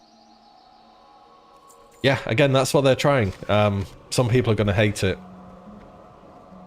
Speak quickly. I can't help but feel if you really wanted to try and circumvent the changes they're going to be doing, that people will try and find ways around things. So if it's like GDKP or quit, then you may be able to find ways around it, but they're trying something different this season. It's a season about changing. It's a season about doing things differently, so I'm kind of okay with them to do that and to see what they can come up with. Ooh, can I swap here? Get rid of that. What is it? Take that. And the rescue, I will need that. Dangerous, I don't need that.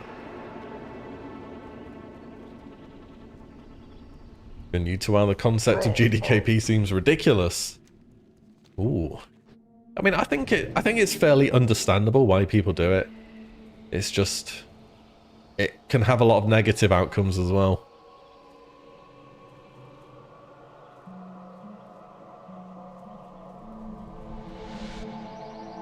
Sound like the guy who got banned earlier. No, he was far more ranty. No, it's okay.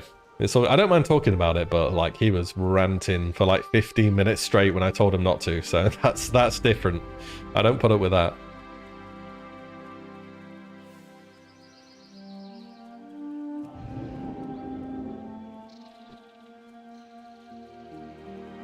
I played tabletop RPGs. I have not played one, no. They look kind of interesting though. I think I could definitely get into them if I sat down with a group of people I enjoy playing with. You want a D&D player for me? Role-playing a dwarf, no doubt.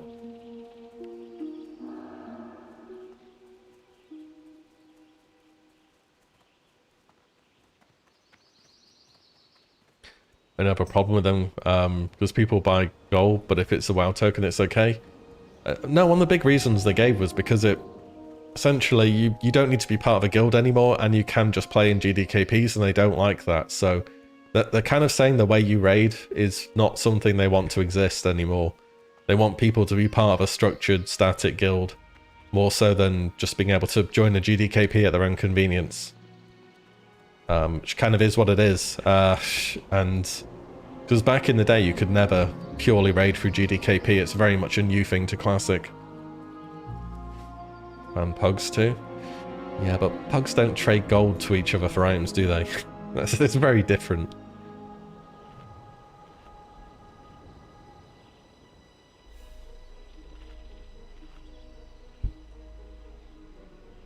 It's two rather different ballparks.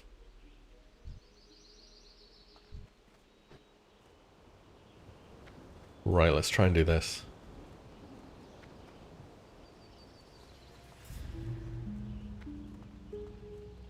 It's nice with guild communities. Yeah, I mean, I would have raided more this season, but it was like a guild pug that I ran with, and at some point they carried on doing like GDKPs and Wrath, and like that's fine, they can do what they want. But I prefer to play with them if they're playing. If they're not actively playing, I'm like, oh, you know, I'll just go and level stuff instead. Like it's not a big deal.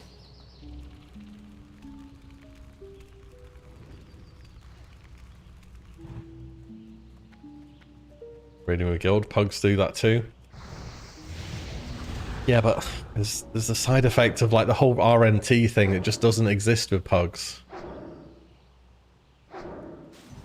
Which is also part of it.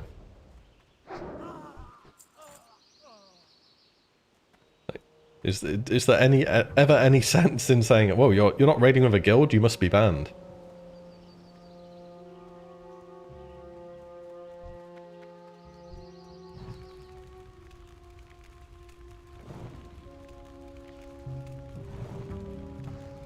It's fine, they're just trying something different for the season. It's not that big of a deal, I don't think.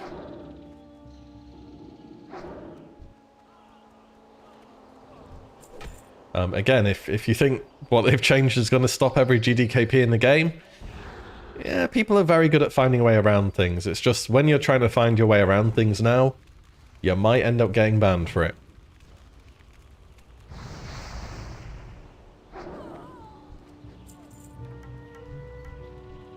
What have we got here? So, I kind of have to try and LOS these guys. It's a bit awkward.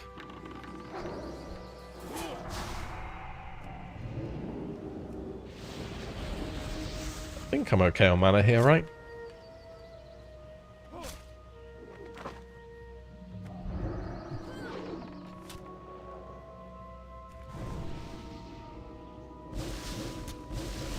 Yeah, I'm thinking, do I evocate here? But hey, as long as they're enjoying standing in that fire, I do not need to do anything.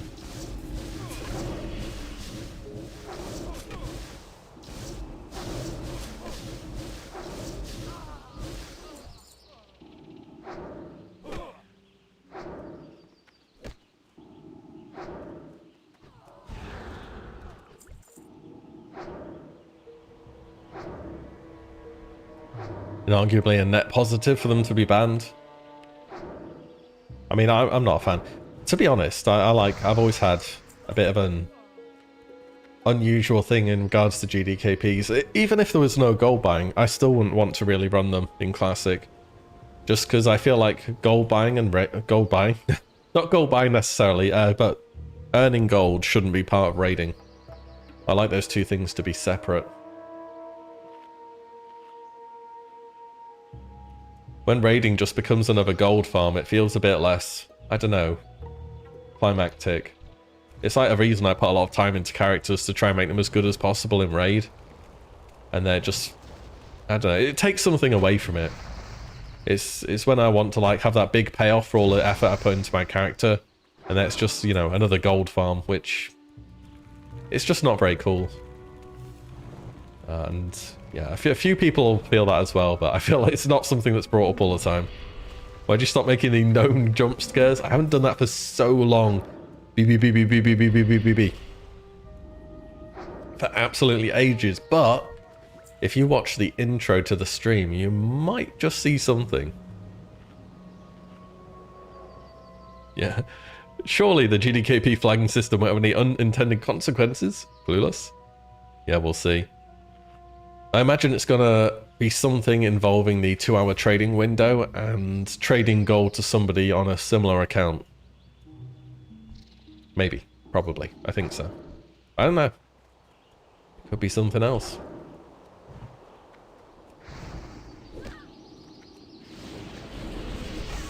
Is that fire gonna hit them both there? Casters are so annoying to AoE. Stand in the fire. Oh, there we go. Lovely.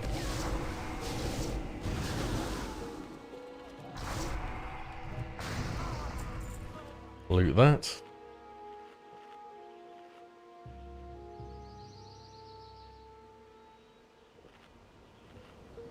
Don't see the incentive for raiding without a guild. Yeah, it's just kind of flexibility that different raiding systems can offer. But yeah, I always would rather raid with a guild. If it's not with an unorganized group of people that I know in some capacity, I just straight up don't do it.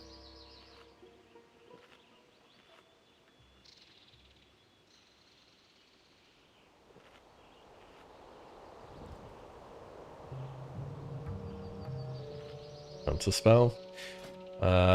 Yeah, I don't quite have that one, unfortunately. Wait, do I have my... Yeah, I do. I get it. Yeah, level 24. Unfortunate.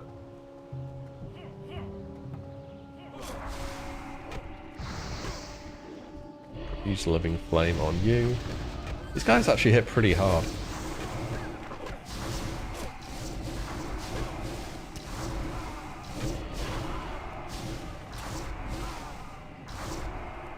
However, I am playing the Mage class, so I can kill everything with instant cast spells only. Love to see it. Right, yes, it's no worry. Only one more level. For sure, for sure. If I had CS,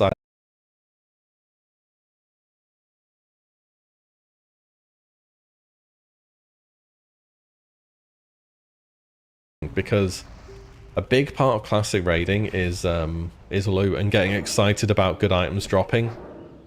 And so when that's like your main focus in the raid, which it will be for a lot of people, by the way, you kind of don't care whether or not you're with a guild. You just want the good items to drop, and then you can get excited about them dropping.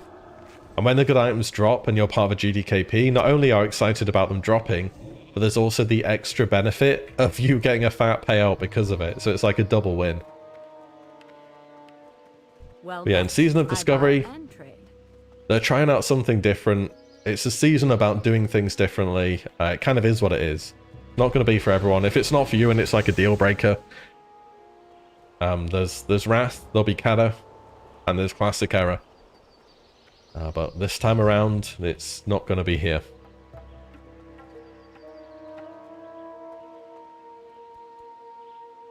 In fact, there's more places where you can play as a GDKP than where you can't. It's not so bad when you put it that way.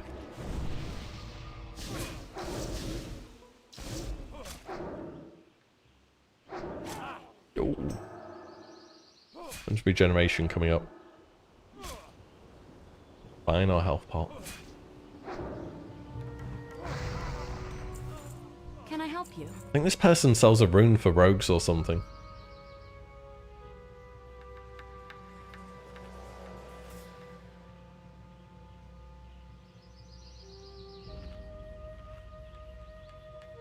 What server? I am on.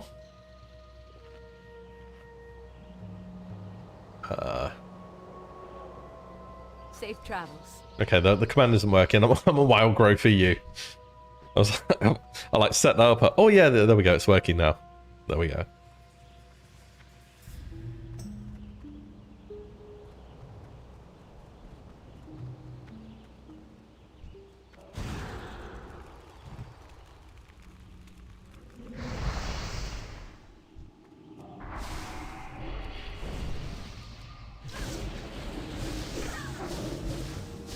PvE, Dan's game. Ooh, PvP enjoyer, I see. Yep. I'm a big PvE Andy, and I'm proud of it. Know why I play on PvE? Because I spend most of my time leveling. And if you spend most of your time leveling, you get to a point where you're well past the level cap. And a lot of people who are level capped and enjoy world PvP go and look for world PvP. And the problem with that is that would be my level 23 mage with 750 health getting one shot. So, hey, it is what it is. I will take my nice chill leveling server, thank you very much. And I will not feel bad about it.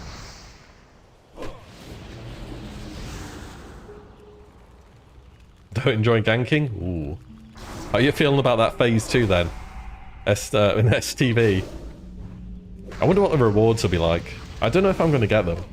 I guess I'll see what see how powerful they'll be, but If I have to do like hours of ganking or something, I don't know whether I'll bother, but we'll see.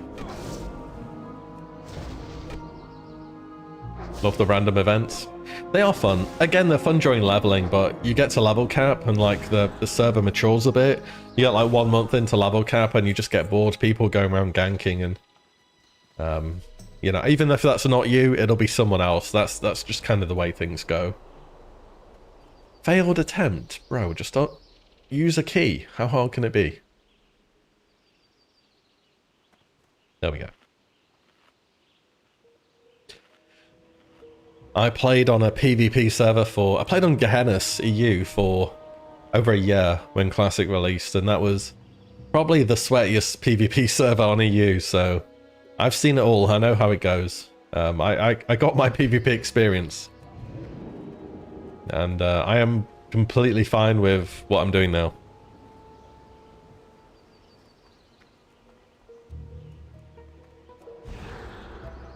But again, each to their own. I feel like there's going to be...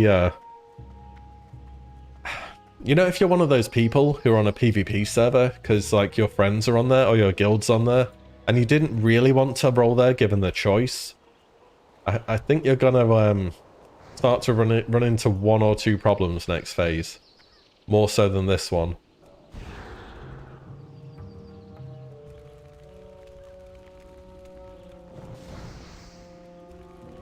Ooh, messed that Duke up. Because this phase should have been the phase with the least ganking. Because a lot of zones aren't contested, especially for Horde. You can level a bunch of the way to level cap without having to go into a contested zone. A bit different for the Alliance, but then again, Horde have to go into Alliance zones to get runes.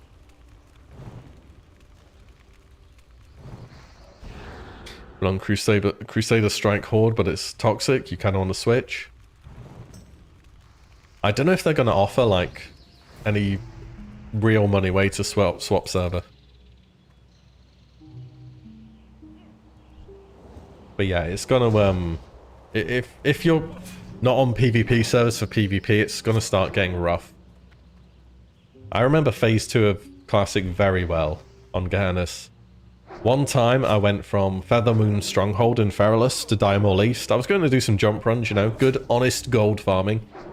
And this was during phase 2. And there was like a horde. It was like, you know when you're driving down a toll road and you get stopped to pay some money? It was like that, but you got ganked. There was like 2 people lurking behind a tree. You die, you run a bit forwards, there'd be 2 more. You die, you run around the next corner, you die. And this happened 7 times in a row between Feathermoon and the actual instance. I was just like, bro, this is this is like unplayable. I think phase 2 hit the population of WoW pretty hard though, and that's why we got Battlegrounds early. Maybe they'll consider it. They'll have the stats, they'll be able to see the numbers. If it begins to be the case that, you know, PvP servers are seeing a drop-off more so than it is expected, maybe they'll act.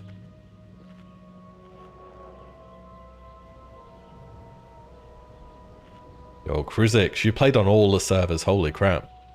You're on Gehennas as well. Oh, you're on Alliance or Horde? I was Alliance, of course. But it was rough. Those early... like, the start of phase 2 is unironically really fun. Horde? Ah, Zugzug Enjoyer. Very good. Yeah, there he is. The start of phase 2 is actually a lot of fun, with the Hillsbride and South Shore and the sort of organic world PvP, and they're just turned into a bit of a gank fiesta, which I didn't enjoy so much. To find a few more of these Syndicate rogues, where are they at? Oh, thank you, Alexander. Syndicate rogue. There's one. Triangle? Aha.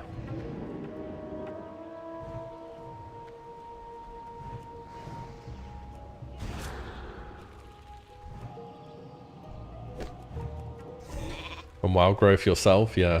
I mean, a good thing about the PvE servers they've made is that there's only one of them.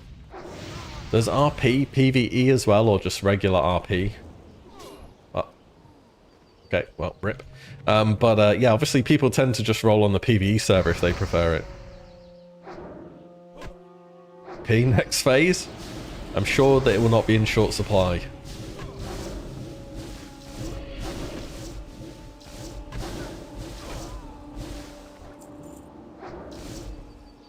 Got teabagged by a team. People are going to be going around in 5-man gank squads, you know, in STV. That is absolutely going to be the meta. Because why wouldn't you, right? If you can go around in a group of 5 and earn the resource, whatever that is. Ooh, did I not make that? Yeah, apparently not.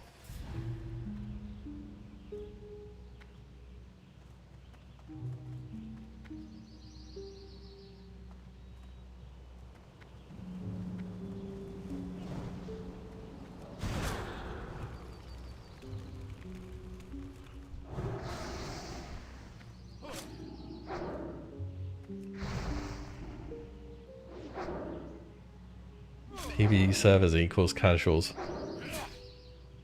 Why are all the GDKP defenders like the classic overinvested world PvP guy? Like, why are they so stereotypical? Oh.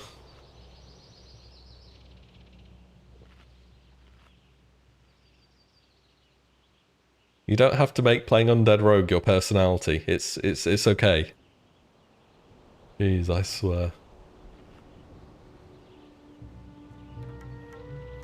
Yeah, you'll find a lot of the people on PvE play a lot more than PvP do. You can call them casuals, they ain't casuals in the hours.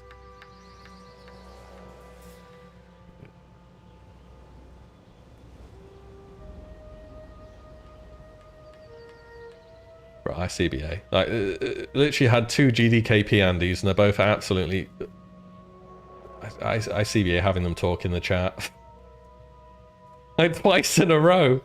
Why can't you just get people like, well, I enjoy GDKPs, but I can also see your point of view. Nope, they're just absolutely off the rails every single time. You try and have a conversation with them and they don't want to do that. They just want to bitch about it. It's unreal. It's 2 for 2.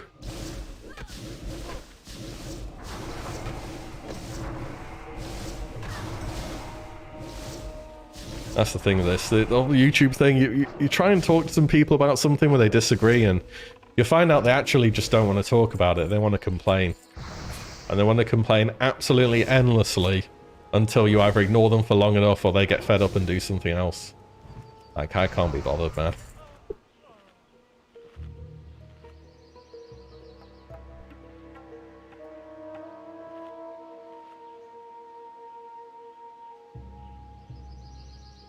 Ah, well, I suppose you get that when you stream, don't you? But it's fine.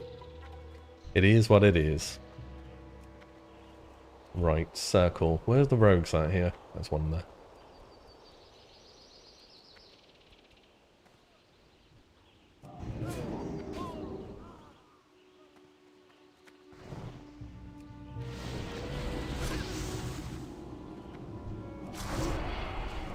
You see? Civilized people conversation. Good job, guys. You've managed to crack the code.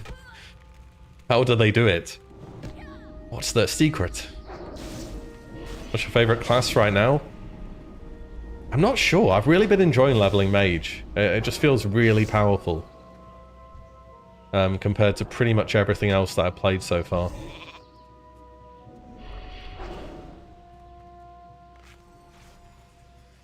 You can do some truly ridiculous stuff with mages. 2 bans for a 4-hour stream is not that bad. I haven't had to ban anyone before, and of course the streamer GDKP is brought up. There has to be 2 of them. Like, not a single ban. I've done like 30 hours of streaming. Usually everyone is completely fine. But I guess those 4 letters bring out the worst in some people. What can you do, eh?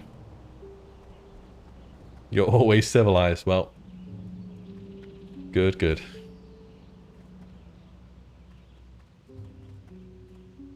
Ooh, let's heal up. I'm in combat? Okay, I'm not.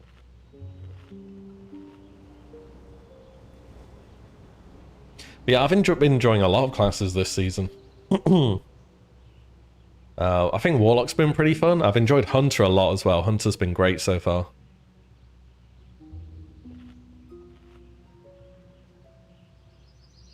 Whoa, did stream just crash?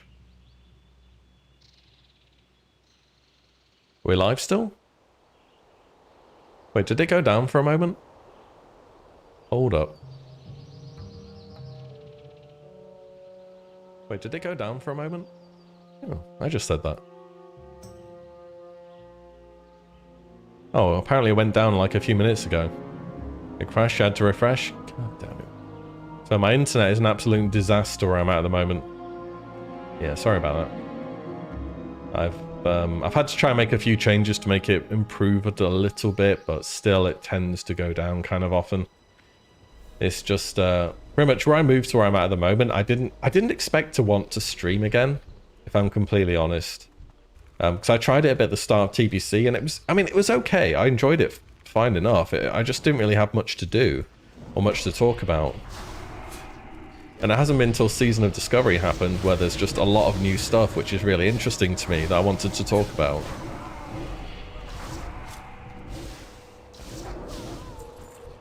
So it's a bit of a problem. I need to see if I can look at some kind of some like alternative things where you just generally get better internet, because it's been a pretty recurring problem with where I'm at the moment.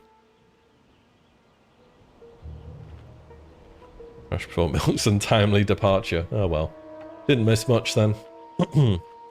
Let's try and get these rogues. They have really bad respawns, don't they? There's one up there.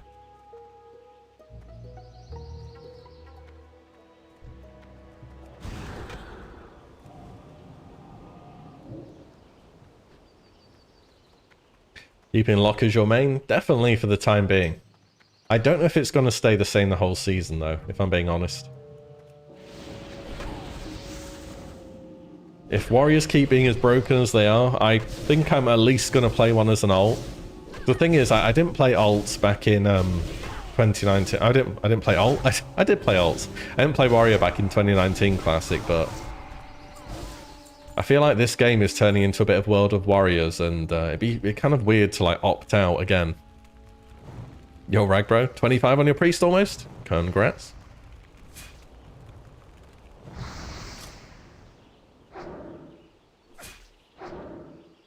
They're def gonna be crazy. There's no shot warriors just don't continue being broken. If phase 1 has taught me one thing, it's don't bet against warrior. They're gonna be OP, whatever happens. Warrior in PvP is punishment. I think they'll be good in phase 2, you know. In phase 2, you're gonna have full plate armor. You're gonna have mortal strike. You're gonna have intercept. You're gonna have what's it called, Warbringer. Yeah, I think they're gonna be pretty good actually.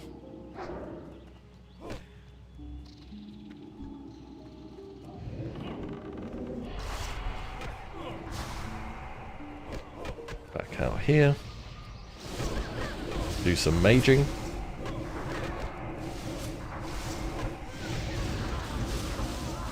This is kind of the fun bit about leveling mages. You can just pull everything in line of sight and then just AoE it down. Yeah, until they meet a mage. Well, nothing's really changed there, has it? Hello, Sparkler Rug.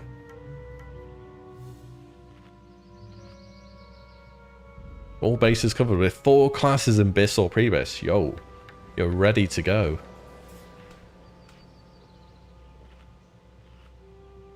Phase 2, you're going to make Druid your main. Ooh. Balance Enjoyer, or are you aiming at something different?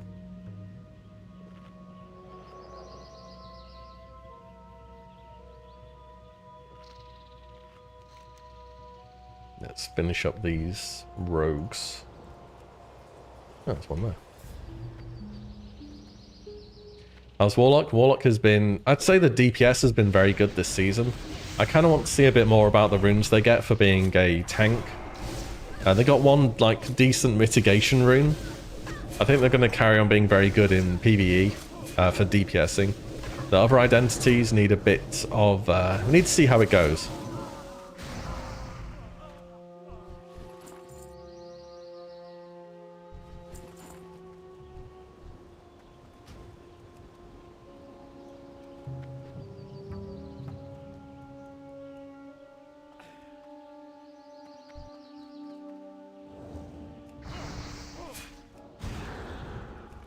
Yeah, we should get to 24 pretty soon as well here.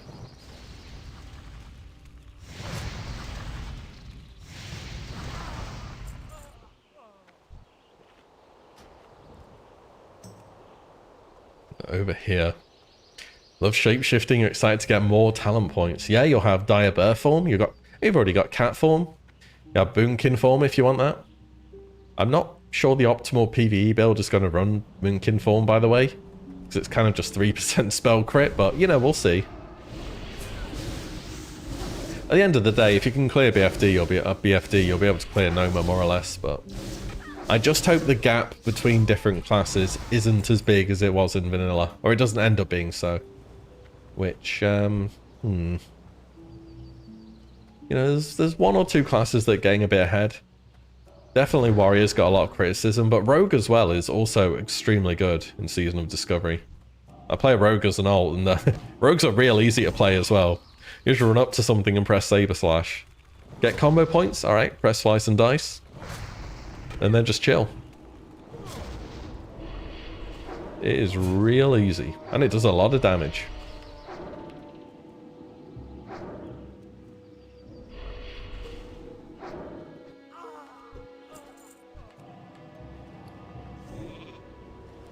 Right, let's Herf back. I'm running back anyway now, so might as well just cheapen Herf. Things will be much more balanced. Yeah, on a number-by-number basis, they should be for sure. I mean, you can't do much worse than Standard Vanilla, can you? The Standard Vanilla is a bit of a fiesta, that's for sure. Let's get that. That is level 24. One more level to go.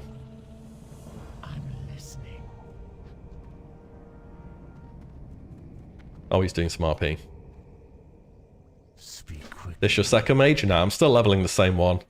I just, I've been a bit slow about leveling the last few characters. Where do you sell stuff here? RNA, what a spooky name. Just sell stuff in here. Engrave Radon, save your life, TY for that. It's pretty nice, isn't it? Especially when you play a lot of characters, I find it's very useful to have.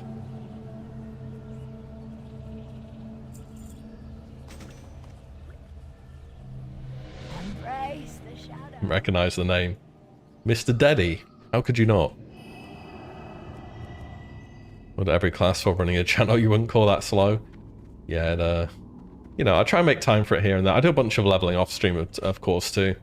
Just to keep things going along when I'm back on.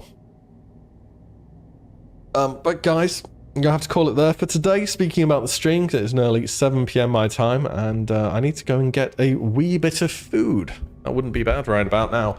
They had a pretty lengthy review of the whole patch and everything that's new and that's coming with this, I guess, you know, next patch. I did write a video and record it this morning, so I was a little bit fried when I started the stream, and we had a crash a bit ago, which I didn't realize happened, so kind of a pain that happened, but you know what? It is what it is. What can you do, eh? Anyway, guys, thank you so much for tuning in, checking out all the news with me. It was really good. Video will be coming out about it tonight or tomorrow. We shall see. I might have to update it a bit, given that they put some information out about what they're going to do in regards to GDKPs in the whole Trust Me Bro thing. I think we'll see who's on Twitch. I like to raid. Unfortunately, we did drop a bunch of people because we had a restart. Let's see if there's any classic enjoyer on at the moment. He's doing a bit of sod stuff. I think everyone's kind of done their review and headed off at the moment. It's fine. We had the disconnect anyway, so it's no problem. Anyway, guys, thanks so much for tuning in today. Again, video pretty soon. Thank you again. Yeah, I'll see you back on the Tuesday when we'll be leveling the priest, I imagine, and maybe checking out some new news depending on what is happening. All right, guys, again, thank you all so much. Have a good rest of your evening, and I will catch you in the next one very soon.